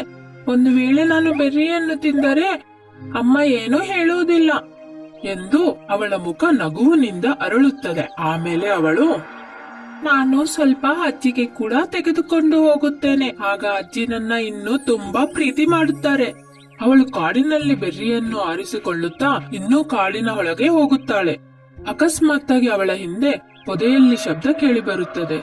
ಒಂದು ದೊಡ್ಡ ತೋಳ ಅವಳ ಹತ್ತಿರ ಬರುತ್ತದೆ. ಅವಳು ಆ ತೋಳವನ್ನು ನೋಡಿ ಭಯಪಡುತ್ತಾಳೆ. ನೀನೆಲ್ಲೇನ್ ಮಾಡ್ತಿದ್ಯಾ ಚಿಕ್ಕ ಮಗು? ಎಂದು ತುಂಬಾ ಸ್ನೇಹದಿಂದ ಆ ತೋಳ ಕೇಳುತ್ತದೆ. ನಾನು ಕಾಡಿನ ದಾರಿಯಲ್ಲಿ ವಾಸಿಸುವ ಅಜ್ಜಿಯ ಮನೆಗೆ ಹೋಗುತ್ತಿದ್ದೇನೆ. ಅವಳು ಅಲ್ಲಿ ಒಪ್ಪಂಟಿಯಾಗಿದ್ದಳು, ಅದಕ್ಕೆ ಅವಳನ್ನು ನೋಡಲು ಹೋಗುತ್ತಿದ್ದೇನೆ ಎಂದು ಲಿಟಲ್ ರೆಡ್ ರೈಡಿಂಗ್ ಹುಡ್ ಹೇಳಿದಳು. ನಾನು ಲಿಟಲ್ ರೆಡ್ ರೈಡಿಂಗ್ ಹುಡ್. ನಾನು ನಿನ್ಕಿಂತ ಮುಂಚೆನೆ ನಿಮ್ಮ ಅಜ್ಜಿ ಮನೆಗೆ ಹೋಗಿ ನೀನ್ ಬರ್ತಿದ್ಯಾ ಅಂತ ಹೇಳ್ತೀನಿ. ಅವಾಗ ನೀನು ಇನ್ನಷ್ಟು ಬೆರಿಗಳನ್ನ ಆರಿಸ್ಕೊಂಬೋದು ಅಂತ ಆ ಕಪಟ ತೋಳ ಹೇಳುತ್ತದೆ. ಓ, ತುಂಬಾ ಉಪಕಾರವಾಯಿತು ತೋಳ. ಮತ್ತೆ ಅವಳಿಗೆ ಹೇಳಿ ಅವರಿಗಾಗಿ ರುಚಿಕರವಾದ ಭೋಜನ ತರುತ್ತಾ ಇದ್ದೇನೆ ಎಂದು ಅವಳಿಗೆ ಸಂತೋಷವಾಗುತ್ತದೆ. ಆಗ ತೋಳ ಹೀಗೆ ಯೋಚನೆ ಮಾಡುತ್ತದೆ. ನನ್ನ ಈ ದಿನ ತುಂಬಾ ಚೆನ್ನಾಗಿದೆ. ಅಜ್ಜಿಯನ್ನು ತಿನ್ನುವುದರಿಂದ ನನ್ನ ಹಸಿವು ತೀರುತ್ತದೆ. ಆಮೇಲೆ ಸಿಹಿಯ ತರ ಈ ಹುಡುಗಿಯನ್ನು ತಿನ್ನಬಹುದು ಅಂತ ಆ ತೋಳ ಅಜ್ಜಿಯ ಮನೆಯ ಕಡೆ ಓಡುತ್ತದೆ. ಲಿಟಲ್ ರೈಡಿಂಗ್ ಹುಡ್ ಇನ್ನು ಮುಂದಕ್ಕೋಗಿ ಬೆರ್ರಿಯನ್ನು ಆರಿಸಿಕೊಳ್ಳುತ್ತಾಳೆ. ಅಕಸ್ಮಾತ್ತಾಗಿ ದಾರಿ ತಪ್ಪಿರುವುದು ಗೊತ್ತಾಗುತ್ತದೆ. ಅಯ್ಯೋ, ನಾನು ದಾರಿ ತಪ್ಪಿದ್ದೇನೆ. ಇವಾಗ ನಾನು ಅಜ್ಜಿ ಮನೆಗೆ, ನಮ್ಮ ಮನೆಗೆ ಹೋಗುವುದು ಹೇಗೆ ಅಂತ ಬೇಜಾರಾಗಿ ಒಂದು ಮರದ ಕೆಳಗಡೆ ಕುಳಿತುಕೊಂಡು ಅಳುತ್ತಿದ್ದಳು. ಆ ಕಡೆಗೆ ಹೋಗುತ್ತಿರುವ ಒಬ್ಬ ಬೇಟಗಾರನಿಗೆ ಆ ಅಳುವ ಶಬ್ದ ಕೇಳಿ ಬರುತ್ತದೆ. ಶಬ್ದ ಬರುವ ಕಡೆಗೆ ಆ ಹುಡುಗಿಯ ಹತ್ತಿರಕ್ಕೆ ಬರುತ್ತಾನೆ ಆ ಬೇಟಗಾರ. ನೀನ್ ಇಲ್ಲೇನ್ ಮಾಡ್ತಿದ್ಯಾ ಪುಟ್ಟ ಮಗು? ನಾನು ನಮ್ಮ ಅಜ್ಜಿಯ ಮನೆಗೆ ಹೋಗುತ್ತಿದ್ದೇನೆ, ಆದರೆ ನಾನು ದಾರಿ ತಪ್ಪಿದ್ದೇನೆ. ಯಾವ ಕಡೆಗೆ ಹೋಗಬೇಕು ಅಂತ ಗೊತ್ತಾಗುತ್ತಿಲ್ಲ. ಇದು ತುಂಬಾ ಭಯಾನಕವಾದ ಕಾಡು. ಇಲ್ಲಿ ಕ್ರೂರ ಪ್ರಾಣಿಗಳಿವೆ. ನನ್ನ ಜೊತೆ ಬಾ, ನಿನ್ನ ಜಾಗರೂಕತೆಯಿಂದ ಅಜ್ಜಿ ಮನೆಗೆ ಸೇರಿಸುತ್ತೇನೆ. ಕ್ರೂರ ಪ್ರಾಣಿಗಳ?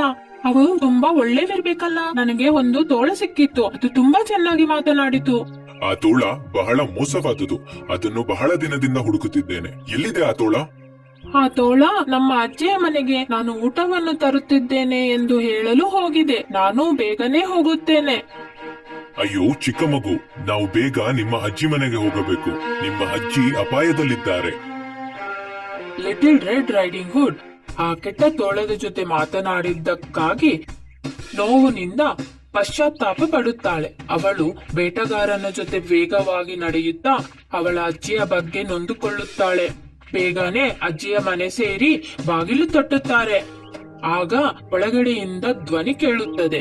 ಯಾರು ಬಂದವರು? ನಾನು ಲಿಟಲ್ ರೆಡ್ ರೈಡಿಂಗ್ ಹುಡ್ ಅಜ್ಜಿ. ನಾನು ನಿನ್ನನ್ನು ನೋಡಲು ಬಂದಿರುವೆ. ನಿನ್ನಗಾಗಿ ಊಟವನ್ನು ತಂದಿದ್ದೇನೆ. ಓ, ದಯಮಾಡಿ ಒಳಗಡೆ ಬಾ ಮಗು, ಬಾಗಿಲು ತೆಗೆದೇ ಇದೆ. ಬೇಟೆಗಾರ ಹೀಗೆ ಹೇಳುತ್ತಾನೆ. ನೀನು ಒಳಗೆ ಹೋಗಿ ಅಜ್ಜಿಯ ಹತ್ತಿರ ಇರು. ನಾನು ಹೊರಗಿನಿಂದ ಮನೆ ಕಾಯುತ್ತೇನೆ. ಅವಳು ಒಳಗಡೆ ಹೋದಾಗ ಅಜ್ಜಿ ಮಂಚದ ಮೇಲೆ ಮಲಗಿದ್ದಾರೆ. ಆದರೆ ಆ ತೋಳ ಅಜ್ಜಿಯನ್ನು ನುಂಗಿ ತೋಳ ಮಾರುವೇಷದಲ್ಲಿ ಮಂಚದ ಮೇಲೆ ಇದೆ. ತೋಳ ವಿಚಿತ್ರವಾಗಿ ಅಸಹ್ಯವಾಗಿದೆ. ಲಿಟಲ್ ರೆಡ್ ರೈಡಿಂಗ್ ಹುಡ್ ಈ ತರ ಕೇಳುತ್ತಾಳೆ. ಅಜ್ಜಿ, ಯಾಕೆ ನಿನ್ನ ಕಣ್ಣುಗಳು ವಿಚಿತ್ರವಾಗಿ ದೊಡ್ಡದಾಗಿದೆ? ನಿನ್ನನ್ನು ಚೆನ್ನಾಗಿ ನೋಡಬಹುದು ಅಂತ ಪುಟ್ಟ ಮಗು. ನಿನ್ನ ಕಿವಿ ಯಾಕೆ ಅಷ್ಟು ದೊಡ್ಡದಾಗಿದೆ? ನೀನು ಹೇಳುವುದು ಚೆನ್ನಾಗಿ ಕೇಳಿಸಿಕೊಳ್ಳುವುದಕ್ಕೆ. ಮತ್ತೆ ಮೂಗು ಯಾಕೆ ಅಷ್ಟು ಉದ್ದ? ಯಾಕಂದರೆ ನಿನ್ನ ವಾಸನೆಯನ್ನು ಚೆನ್ನಾಗಿ ನೋಡಕ್ಕೆ ಪ್ರಿಯ. ಅವಳ ದೊಡ್ಡ ಹಲ್ಲನ್ನು ತೋರಿಸುತ್ತಾ ನಡುಗುತ್ತಾ ಕೇಳಿದಳು. ಯಾಕೆ ನಿನ್ನ ಹಲ್ಲು ಅಷ್ಟು ಚೂಪಾಗಿದೆ? ತಕ್ಷಣ ಆ ತೋಳ ಮಂಚದಿಂದ ಅವಳ ಹತ್ತಿರ ಎಗರಿ, ನೀನ್ ನನ್ಗೊಳ್ಳೆ ಆಹಾರ ತರ ಕಾಣಿಸ್ತಿದ್ಯಾ, ನಿನ್ನ ನುಂಗ್ಬಿಡ್ತೀನಿ. ಅವಳು ಗಟ್ಟಿಯಾಗಿ ಕೂಗುತ್ತಾಳೆ. ಬೇಟೆಗಾರ ಒಳಗಡೆ ಬಂದು ಆ ತೋಳವನ್ನು ಕೊಳ್ಳುತ್ತಾನೆ. ಅವನು ತಕ್ಷಣ ಆ ತೋಳದ ಹೊಟ್ಟೆಯನ್ನು ಸೀಳಿ ಅಜ್ಜಿಯನ್ನು ಕಾಪಾಡುತ್ತಾನೆ. ಲಿಟಲ್ ರೆಡ್ ರೈಡಿಂಗ್ ಹುಡ್ ಅಜ್ಜಿಯನ್ನು ಕಾಪಾಡಿದ್ದಕ್ಕಾಗಿ ತುಂಬಾ ಸಂತೋಷ ಪಡುತ್ತಾಳೆ. ಅವರು ಒಬ್ಬರನ್ನೊಬ್ಬರು ಅಪ್ಪಿಕೊಂಡು ಬೇಟೆಗಾರನ ಕಡೆಗೆ ತಿರುಗಿ ಧನ್ಯವಾದ ಹೇಳುತ್ತಾರೆ. ಧನ್ಯವಾದ ಅಂಕಲ್, ದಯಮಾಡಿ ನಮ್ಮ ಜೊತೆ ಈ ಭೋಜನವನ್ನು ಸ್ವೀಕರಿಸಿ. ಭೋಜನನ ಅದ್ಭುತ, ತಿಂತೀನಿ, ತಪ್ಪದೆ ತಿಂತೀನಿ. ಎಲ್ಲರೂ ನಗುತ್ತಾರೆ. ರೊಟ್ಟಿ, ಕೇಕ್, ಬೆರ್ರಿ ಮತ್ತು ವೈನ್ ಎಲ್ಲ ಸೇರಿ ಆನಂದವಾಗಿ ತಿನ್ನುತ್ತಾರೆ.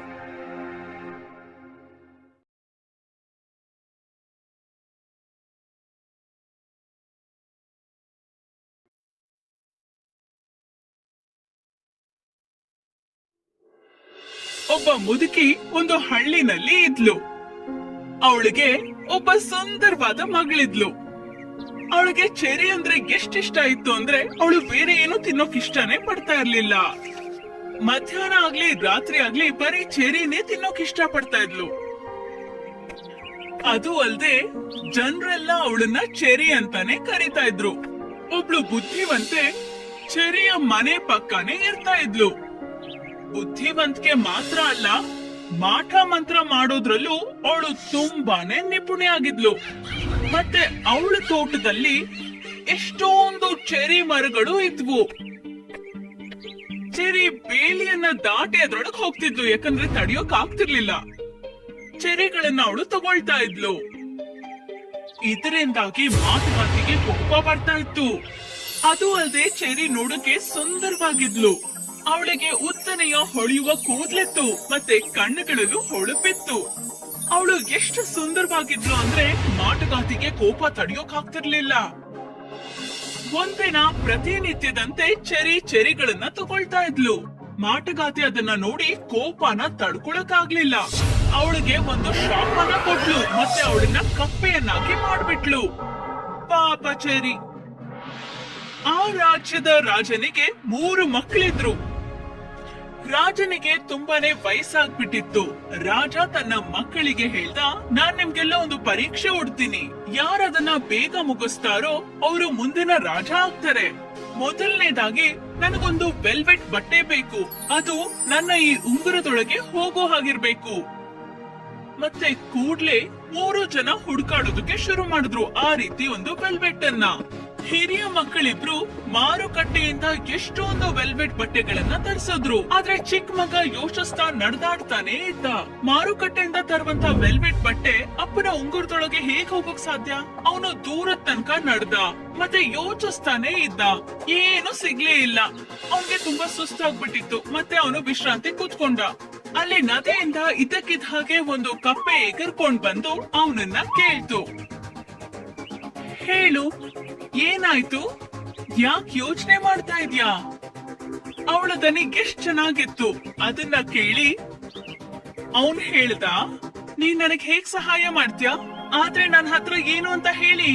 ಯಾಕೆ ಯೋಚನೆ ಮಾಡ್ತಾ ಇದ್ದೀರಾ? ಯುವರಾಜ ಅವಳಿಗೆ ಕಥೆನ ಹೇಳ್ದ. ಆ ಕಥೆನ ಕೇಳಿ ಆ ಕಪ್ಪೆ ನದಿಯೊಳಗೆ ಎಗರ್ತು. ಅವಳು ಆ ಒಂದು ಚಿಕ್ಕ ಬಟ್ಟೆನ ತಗೊಂಬಂದು ಅವನ್ಗೆ ಹೇಳಿದ್ಲು, ಈ ಬಟ್ಟೆನ ತಗೊಳ್ಳಿ, ಇದು ನಿಮ್ಗೆ ಸಹಾಯ ಮಾಡುತ್ತೆ. ಏನು ಇಲ್ದೇ ಇರೋದಕ್ಕಿಂತ ಇದೇ ಬೆಟರ್ ಅಂತ ಅನ್ಕೊಂಡು ಯುವರಾಜ ಅರಮನೆಗೆ ಹೊರಟ. ಅವನು ಅರಮನೆ ಒಳಗೆ ಹೋಗ್ತಿದ್ದ ಹಾಗೆ ಆ ಬಟ್ಟೆ ದೊಡ್ಡದಾಗ್ತಾನೆ ಹೋಗ್ತಾ ಇತ್ತು. ರಾಜಂಗೆ ಖುಷಿ ಆಯ್ತು, 3 ಜನ ವೆಲ್ವೆಟ್ ಬಟ್ಟೆನ ತಂದಿದ್ದಾರೆ ಅಂತ. ಅವನು ಅವ್ರಿಗೆ ಉಂಗುರವನ್ನ ಕೊಟ್ಟ. ದೊಡ್ಡ ಮಗ ಅದ್ರೊಳಗೆ ಬಟ್ಟೆಯನ್ನ ಹಾಕಿದ್ರೆ ಒಂದು ಭಾಗ ಮಾತ್ರ ಅದ್ರೊಳಗಡೆ ಹೋಗಿದ್ದು. ಇಬ್ರು ಸೋತ್ ಹೋದ್ರು. ಈಗ ಚಿಕ್ಕ ಮಗ ಬಟ್ಟೆನ ಅವ್ರಿಗೆ ಕೊಟ್ಟ. ಎಲ್ಲರಿಗೂ ಆಶ್ಚರ್ಯ ಆಯ್ತು, ಇಷ್ಟು ಸ್ವಚ್ಛವಾಗಿರುವ ಇಷ್ಟು ಮೃದುವಾದ ಬಟ್ಟೆಯನ್ನ ನೋಡಿ. ಬಟ್ಟೆ ತುಂಬಾ ಸುಲಭವಾಗಿ ಉಂಗುರದೊಳಗಡೆ ಹೋಯ್ತು. ನಾನು ಒಂದ್ ಟಾಸ್ಕ್ ಮುಗಿಸಿದೀನಿ. ಯುವರಾಜಂಗೆ ತುಂಬಾ ಖುಷಿ ಆಯ್ತು. ರಾಜ ಈಗ ಮತ್ತೊಂದು ಪರೀಕ್ಷೆ ಒಡ್ಡಿದ. ಅವನು ಪುಟಾಣಿ ನಾಯಿನ ತಗೊಂಡ್ ಬರ್ಬೇಕು, ಅದು ಬಾದಾಮಿ ಬೀಜದೊಳಗಡೆ ಸೇರೋ ತರ ಅಂತ ಹೇಳ್ದ. ಈಗ 3 ಜನ ಮತ್ತೆ ಹುಡುಕಾಟ ಶುರು ಮಾಡಿದ್ರು. ಇದು ಬಹಳಾನೇ ಕಷ್ಟಕರವಾಗಿತ್ತು. ಇಂಥ ನಾಯಿ ಎಲ್ ಸಿಗೋದಕ್ ಸಾಧ್ಯ ಅಂತ ಯೋಚಿಸ್ತಾ ಕಾಡಿನ ಕಡೆಗೆ ಹೊರಟ. ಆದ್ರೆ ಅಲ್ಲಿ ಅವನ್ಗೆ ಸುಸ್ತಾಯ್ತು. ಸುಸ್ತಾಗಿದ್ದಕ್ಕೆ ಅವನು ಅದೇ ನದಿ ತೀರದಲ್ಲಿ ಹೋಗಿ ಕುತ್ಕೊಂಡ ವಿಶ್ರಾಂತಿ ಪಡೆಯೋಕೆ. ಕಳೆದ ಬಾರಿ ಅವನಿಗೆ ಸಹಾಯ ಮಾಡಿದಂತ ಕಪ್ಪೆ ಬಗ್ಗೆ ಇದ್ದಕ್ಕಿದ್ದ ಹಾಗೆ ಯೋಚಿಸ್ದ. ಆಗ್ಲೇನೆ ಅವಳು ನದಿಯಿಂದ ಹೊರಗಡೆ ಎಗರದ್ಲು. ಓ ಯುವರಾಜ, ಮತ್ತೆ ಯಾಕೆ ಬೇಸರವಾಗಿದ್ದೀರಾ? ಯುವರಾಜ ಮತ್ತೆ ಕಥೆ ಹೇಳ್ದ. ಇರು, ನಾನು ಮತ್ತೆ ನಿಂಗೆ ಸಹಾಯ ಮಾಡ್ತೀನಿ ಅಂತ ಹೇಳಿ ಮತ್ತೆ ನದಿಯೊಳಗೆ ಎಗರದ್ಲು. ಅವಳು ನದಿಯಿಂದ ಹೊರಕ್ಕೆ ಒಂದು ಒಣಗಿರೋ ಹಣ್ಣನ್ನ ತಗೊಂಬಂದ್ಲು. ಇದನ್ ತಗೋ, ಇದನ್ನ ಅರಮನೆಯಲ್ಲಿ ಒಡೆದು ಹಾಕು, ಅಲ್ಲಿ ನಿನಗೆ ಮ್ಯಾಜಿಕ್ ಗೊತ್ತಾಗುತ್ತೆ. ಯುವರಾಜ ಖುಷಿಯಾಗಿ ಅರಮನೆಗೆ ಹೊರಟ. ಅಣ್ಣಂದಿರಿಬ್ರು ನಾಯಿಗಳನ್ನ ತಗೊಂಡ್ ಬಂದ್ರು, ಆದ್ರೆ ಅದ್ಯಾವ್ದು ಪ್ರಯೋಜನ ಆಗ್ಲಿಲ್ಲ. ಅವರು ಪರೀಕ್ಷೆ ಮುಗಿಸೋದಕ್ಕೆ ನೋಡಿದ್ರು. ಕೆಲವ್ರಿಗೆ ದೊಡ್ಡ ತಲೆ ಇತ್ತು, ಕೆಲವ್ರಿಗೆ ದೊಡ್ಡ ಕಾಲಿತ್ತು, ಕೆಲವೊಂದಕ್ಕೆ ದೊಡ್ಡ ಬಾಲ ಇತ್ತು. ಇಬ್ಬರಿಗೂ ಸೋತ್ವಿ ಅಂತ ಬೇಜಾರಾಯ್ತು. ಈಗ ಚಿಕ್ಕ ಮಗ ಆ ಒಂದು ಶೆಲ್ ಅನ್ನ ಒಡೆ ಹಾಕ್ದ. ನೋಡಿದ್ರೆ ಅಲ್ಲಿ ಒಳಗಡೆ ಒಂದು ಮುದ್ದಾದ ನಾಯಿ ಮರಿ ಇತ್ತು. ಯುವರಾಜ ಬಾದಾಮಿ ಬೀಜದೊಳಗಡೆ ಅದನ್ನ ಇಟ್ಟು ನೋಡಿದ್ರು. ಅದು ಆರಾಮಾಗಿ ಅದ್ರೊಳಗಡೆ ಸೇರ್ತಾ ಇತ್ತು. ಯುವರಾಜಂಗೆ ತುಂಬಾ ಖುಷಿ ಆಯ್ತು, ರಾಜಂಗೂ ಖುಷಿ ಆಯ್ತು. ಈಗ ಕಡೆದಾದ 3ನೇ ಪರೀಕ್ಷೆಯ ಸಮಯ ಆಗಿತ್ತು. ಯಾರು ಸುಂದರವಾದ ಹುಡುಗಿನ ಮದ್ವೆ ಆಗ್ತಾರೋ ಅವರೇ ಮುಂದಿನ ರಾಜ ಆಗ್ತಾರೆ. ಅದ್ಭುತ, ಇದು ತುಂಬಾನೇ ಸುಲಭ. ದೊಡ್ಡ ಮಗ ಎಲ್ಲಾ ಕಡೆ ಸುಂದರವಾದ ಹುಡುಗಿನ ಹುಡುಕೊಂಡು ಹೊರಟ. ಅವ್ರಿಗೆ ಎಷ್ಟೋ ಜನ ಸುಂದರವಾದ ಹುಡುಗಿರ್ ಗೊತ್ತಿದ್ರು. ಅವ್ರಿಗೆ ಇದು ತುಂಬಾ ಸುಲಭ ಆಗಿತ್ತು. ಚಿಕ್ಕ ಯುವರಾಜನ್ಗೆ ಬೇಜಾರಾಗಿತ್ತು. ಈಗ ನಂಗೆ ಯಾರು ಸಹಾಯ ಮಾಡ್ತಾರೆ? ಆ ಪುಟ್ಟ ಕಪ್ಪೆನೂ ಸಹಾಯ ಮಾಡೋಕ್ಕಾಗಲ್ಲ. ಅವಳು ನದಿ ಒಳಗಡೆ ಎಗರಿ ಸುಂದರವಾದ ಹುಡುಗಿನ ಕರ್ಕೊಂಡ್ ಬರಕ್ ಆಗಲ್ಲ. ಅವನು ಯೋಚನೆಗಳಲ್ಲಿ ಮುಳುಗಿ ಮತ್ತೆ ಅದೇ ನದಿ ತೀರದಲ್ಲಿ ಬಂದು ಕೂತ್ಕೊಂಡ. ಕಪ್ಪೆ ಮತ್ತೆ ಅವನ ಹತ್ರ ಬಂತು. ನಿಂಗೇನಾಯ್ತು? ಮತ್ತೆ ಯಾಕೆ ಯೋಚಿಸ್ತಿದ್ಯಾ? ನೀನ್ ತುಂಬಾ ಹತ್ತಿರೋ ತರ ಕಾಣುತ್ತೆ. ಯಾಕೆ ಅಳ್ತಾ ಇದ್ದೆ ನೀನು? ಯುವರಾಜ ಅವಳಿಗೆ ಎಲ್ಲಾ ಕಥೆನ ಹೇಳ್ದ. ಮತ್ತೆ ಕಪ್ಪೆ ಹೇಳಿದ್ಲು, ಯೋಚನೆ ಮಾಡ್ಬೇಡ, ಅರಮನೆ ಕಡೆಗ್ ಹೋಗು. ನೀನು ಅರಮನೆಗ್ ಹತ್ರ ಇದ್ದಾಗ ಹಿಂದೆ ನೋಡು, ಆದ್ರೆ ನಗ್ಬೇಡ ದಯವಿಟ್ಟು. ಯುವರಾಜಂಗೆ ಈ ಸಲ ಕಪ್ಪೆ ನಂಬೋಕ್ ಆಗ್ತಿರ್ಲಿಲ್ಲ. ಅವನ್ಗೆ ತುಂಬಾನೇ ಬೇಜಾರಿತ್ತು. ಅವನು ಅರಮನೆ ಕಡೆಗೆ ಹೋಗೋಕ್ ಶುರು ಮಾಡ್ದ.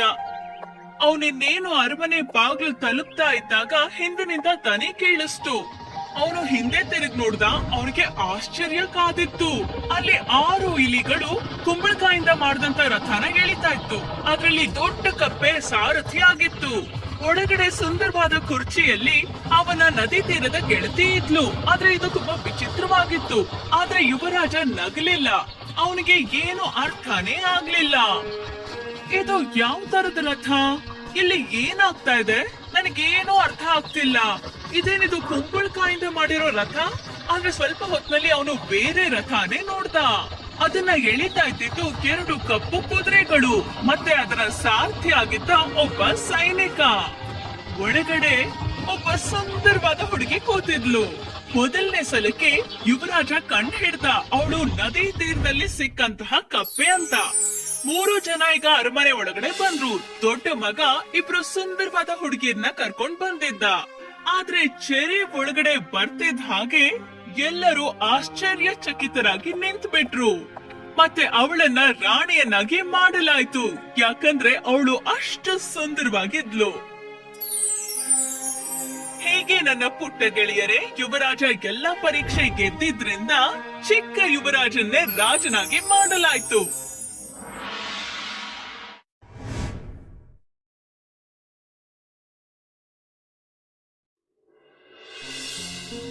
ಒಂದಾನೊಂದು ಕಾಲದಲ್ಲಿ ದೇವಲೋಕದ ದೇವತೆಯ ಹತ್ತಿರ ಒಂದು ಬಾತುಕೋಳಿ ಇತ್ತು.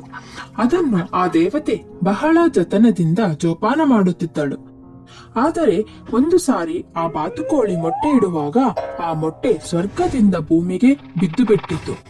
ನಂತರ ಆ ಮೊಟ್ಟೆಯಿಂದ ಬಾತುಕೋಳಿ ಮರಿ ಹುಟ್ಟಿತು. ಅದೊಂದು ಮುದ್ದಾದ ದೇವಲೋಕದ ಬಾತುಕೋಳಿಯಾಗಿತ್ತು. ಹೀಗೆ ಅನೇಕ ವರ್ಷಗಳು ಕಳೆದವು. ಹತ್ತಿರದ ಒಂದು ಹಳ್ಳಿಯಲ್ಲಿ ಒಬ್ಬ ರೈತ ಮತ್ತು ಅವನ ಪತ್ನಿ ವಾಸವಾಗಿದ್ದರು. ಅವರು ತುಂಬಾ ಬಡವರಾಗಿದ್ದರು. ಅವರದೇ ಆದ ತುಂಡು ಜಮೀನಲ್ಲಿ ತರಕಾರಿ ಬೆಳೆದು ಅದನ್ನು ಮಾರಿ ಜೀವನ ಸಾಗಿಸುತ್ತಿದ್ದರು. ಒಂದು ದಿನ ರೈತನ ಪತ್ನಿ ಹೀಗೆ ಹೇಳಿದಳು, ಸ್ವಲ್ಪ ಮೊಟ್ಟೆಗಳು ಸಿಗುವ ಹಾಗಿದ್ದರೆ ಚೆನ್ನಾಗಿರ್ತಿತ್ತು. ಬಾತುಕೋಳಿ ಇದ್ದಿದ್ದರೆ ಚೆನ್ನಾಗಿರ್ತಿತ್ತು. ರೈತನ ಹತ್ತಿರ ಬಾತುಕೋಳಿ ಖರೀದಿಸಲು ಸಾಕಾಗುವಷ್ಟು ಹಣವಿರಲಿಲ್ಲ. ತಾನು ಬೆಳೆದ ತರಕಾರಿಗಳನ್ನು ಒಟ್ಟು ಮಾಡಿ ಮಾರುಕಟ್ಟೆಗೆ ಮಾರಲು ಹೊರಟ. ಮಾರಿ ಬಂದ ಹಣದಿಂದ ಒಂದು ಬಾತುಕೋಳಿಯನ್ನು ಖರೀದಿಸಿದ. ಬಾತುಕೋಳಿಯನ್ನು ಮನೆಗೆ ತಂದು ಅದನ್ನು ಜತನದಿಂದ ಬೆಳೆಸಿದ. ಅದಕ್ಕಾಗಿ ಮೊಟ್ಟೆ ಇಡಲು ಒಂದು ಗೂಡನ್ನು ಸಹ ನಿರ್ಮಿಸಿದ. ಬಾತುಕೋಳಿ ಮೊಟ್ಟೆಯನ್ನು ಇಡುತ್ತದೆ, ಅದನ್ನು ಮಾರಬಹುದು ಹಾಗೂ ತಿನ್ನಬಹುದು. ಹಾಗೆಂದುಕೊಂಡ ರೈತ ಹಾಗೆ ದಿನ ಕಳೆಯುತ್ತಿರಲು ಒಂದು ದಿನ ಬೆಳಗ್ಗೆ ಉಪಹಾರಕ್ಕೆಂದು ಮೊಟ್ಟೆ ತೆಗೆದುಕೊಳ್ಳಲು ಕೂಡಿಗೆ ಹೋದಾಗ ಕೂಡಿನಲ್ಲಿ ಬಾತುಕೋಳಿ ಬಂಗಾರದ ಮೊಟ್ಟೆ ಇಟ್ಟಿತ್ತು. ಅದನ್ನು ಕಂಡ ರೈತ ಆಶ್ಚರ್ಯಚಕಿತನಾದ. ಅದು ಸ್ವರ್ಗದಿಂದ ಬಿದ್ದ ಮೊಟ್ಟೆಯ ಬಾತುಕೋಳಿ ಎಂದು ಅರಿವಿರಲಿಲ್ಲ. ಬಂಗಾರದ ಮೊಟ್ಟೆ, ನಾನು ನೋಡುತ್ತಿರುವುದು ನಿಜವಾದರೆ ನಾನು ಬಹುಬೇಗ ಶ್ರೀಮಂತನಾಗುತ್ತೇನೆ. ಹಾಗೆಂದುಕೊಂಡ ರೈತ ಬಂಗಾರದ ಮೊಟ್ಟೆಯನ್ನು ಮಾರಿ ಸಾಕಷ್ಟು ಹಣ ಗಳಿಸಿ ಅವನ ಸಮಸ್ಯೆಗಳನ್ನೆಲ್ಲ ಪರಿಹರಿಸಿಕೊಂಡ. ಆದರೆ ಅವನಿಗೆ ದೊರೆತ ಹಣ ಕಡಿಮಾಯಿತೆಂದು ಭಾವಿಸಿದ. ಅದಕ್ಕಾಗಿ ಬಾತುಕೋಳಿ ಇನ್ನೊಂದು ಮೊಟ್ಟೆ ಇಡಲು ಕುತೂಹಲದಿಂದ ಕಾಯತೊಡಗಿದ. ಅದನ್ನು ಇನ್ನೂ ಅಕ್ಕರೆಯಿಂದ ಜೋಪಾನ ಮಾಡತೊಡಗಿದ. ಶೀಘ್ರದಲ್ಲೇ ಬಾತುಕೋಳಿ ಇನ್ನೊಂದು ಬಂಗಾರದ ಮೊಟ್ಟೆ ಇಟ್ಟಿತು. ರೈತ ಮತ್ತು ಅವನ ಹೆಂಡತಿ ಮೊಟ್ಟೆಯನ್ನು ಕಂಡು ಬಹು ಹರ್ಷಗೊಂಡರು. ರೈತ ಕೂಡಲೇ ಮೊಟ್ಟೆ ತೆಗೆದುಕೊಂಡು ಮಾರುಕಟ್ಟೆಯ ಕಡೆಗೆ ಧಾವಿಸಿದ. ಮತ್ತೆ ಒಳ್ಳೆಯ ಬೆಲೆಗೆ ಮಾರಿದ. ಶೀಘ್ರದಲ್ಲಿ ಅವನು ಹಳ್ಳಿಯಲ್ಲೇ ಶ್ರೀಮಂತನೆನಿಸಿಕೊಂಡ. ಹೀಗೆ ದಿನಗಳು ಕಳೆಯುತ್ತಿರಲು ರೈತ ನಿಧಾನವಾಗಿ ಬಹು ಶ್ರೀಮಂತನಾಗುತ್ತಾ ಹೋದಂತೆ ರೈತ ಮತ್ತು ಅವನ ಹೆಂಡತಿಯ ಸ್ವಾರ್ಥ ಮತ್ತು ದುರಾಸೆಯೂ ಹೆಚ್ಚಿತು. ಅವರಿಬ್ಬರಿಗೂ ಎಲ್ಲಾ ಶ್ರೀಮಂತಿಗೆ ಒಮ್ಮೆಲೆ ಪಡೆಯಬೇಕೆಂಬ ಹಂಬಲ ಉಂಟಾಯಿತು. ಒಂದು ದಿನ ರೈತನ ಹೆಂಡತಿಗೆ ಒಂದು ಉಪಾಯ ಹೊಳೆಯಿತು. ನಾವು ಒಂದೇ ಬಾರಿಗೆ ಎಲ್ಲಾ ಚಿನ್ನದ ಮೊಟ್ಟೆಗಳನ್ನು ಪಡೆದರೆ ಹೇಗೆ? ರೈತನಿಗೂ ಹೆಂಡತಿಯ ಉಪಾಯ ಸರಿ ಅನಿಸಿತು. ಇಬ್ಬರು ಬಾತುಕೋಳಿಯನ್ನು ಕತ್ತರಿಸಿ ಅದರಲ್ಲಿರುವ ಎಲ್ಲಾ ಬಂಗಾರದ ಮೊಟ್ಟೆಗಳನ್ನು ಒಮ್ಮೆಲೆ ಪಡೆಯಬೇಕೆಂದು ನಿರ್ಧರಿಸಿದರು. ಆದರೆ ದುರಾಸೆಯ ಪ್ರತಿಫಲ ಬೇರೆಯೇ ಪಾಠ ಕಲಿಸುತ್ತದೆ. ಅವರು ಹರಿತವಾದ ಕತ್ತಿಯಿಂದ ಬಾತುಕೋಳಿಯನ್ನು ಕತ್ತರಿಸಿದರು. ಆದರೆ ಅದೊಂದು ದೊಡ್ಡ ತಪ್ಪಾಗಿತ್ತು. ಅವರಿಗೆ ಬಾತುಕೋಳಿಯ ಹುಟ್ಟಿನಲ್ಲಿ ಒಂದು ಮೊಟ್ಟೆ ಸಹ ಕಾಣಿಸಲಿಲ್ಲ. ಮತ್ತೆ ಮುಂದಿದೂ ಕೂಡ ಅವರಿಗೆ ಬಂಗಾರದ ಮೊಟ್ಟೆ ದೊರಕುವುದಿಲ್ಲ. ಬಡಪಾಯಿ ಬಾತುಕೋಳಿಯ ಪ್ರಾಣ ಹೋಯಿತು. ಹಾಗೂ ರೈತ ತನ್ನ ಸಂಪತ್ತನ್ನು ಗಳಿಸುವ ದಾರಿಯನ್ನು ಕಳೆದುಕೊಂಡ. ಅದಕ್ಕೆ ಹಿರಿಯರು ಹೇಳ್ತಾರೆ, ದುರಾಸೆಯೇ ದುಃಖಕ್ಕೆ ಮೂಲ. ದುರಾಸೆ ಒಂದು ಶಾಪ.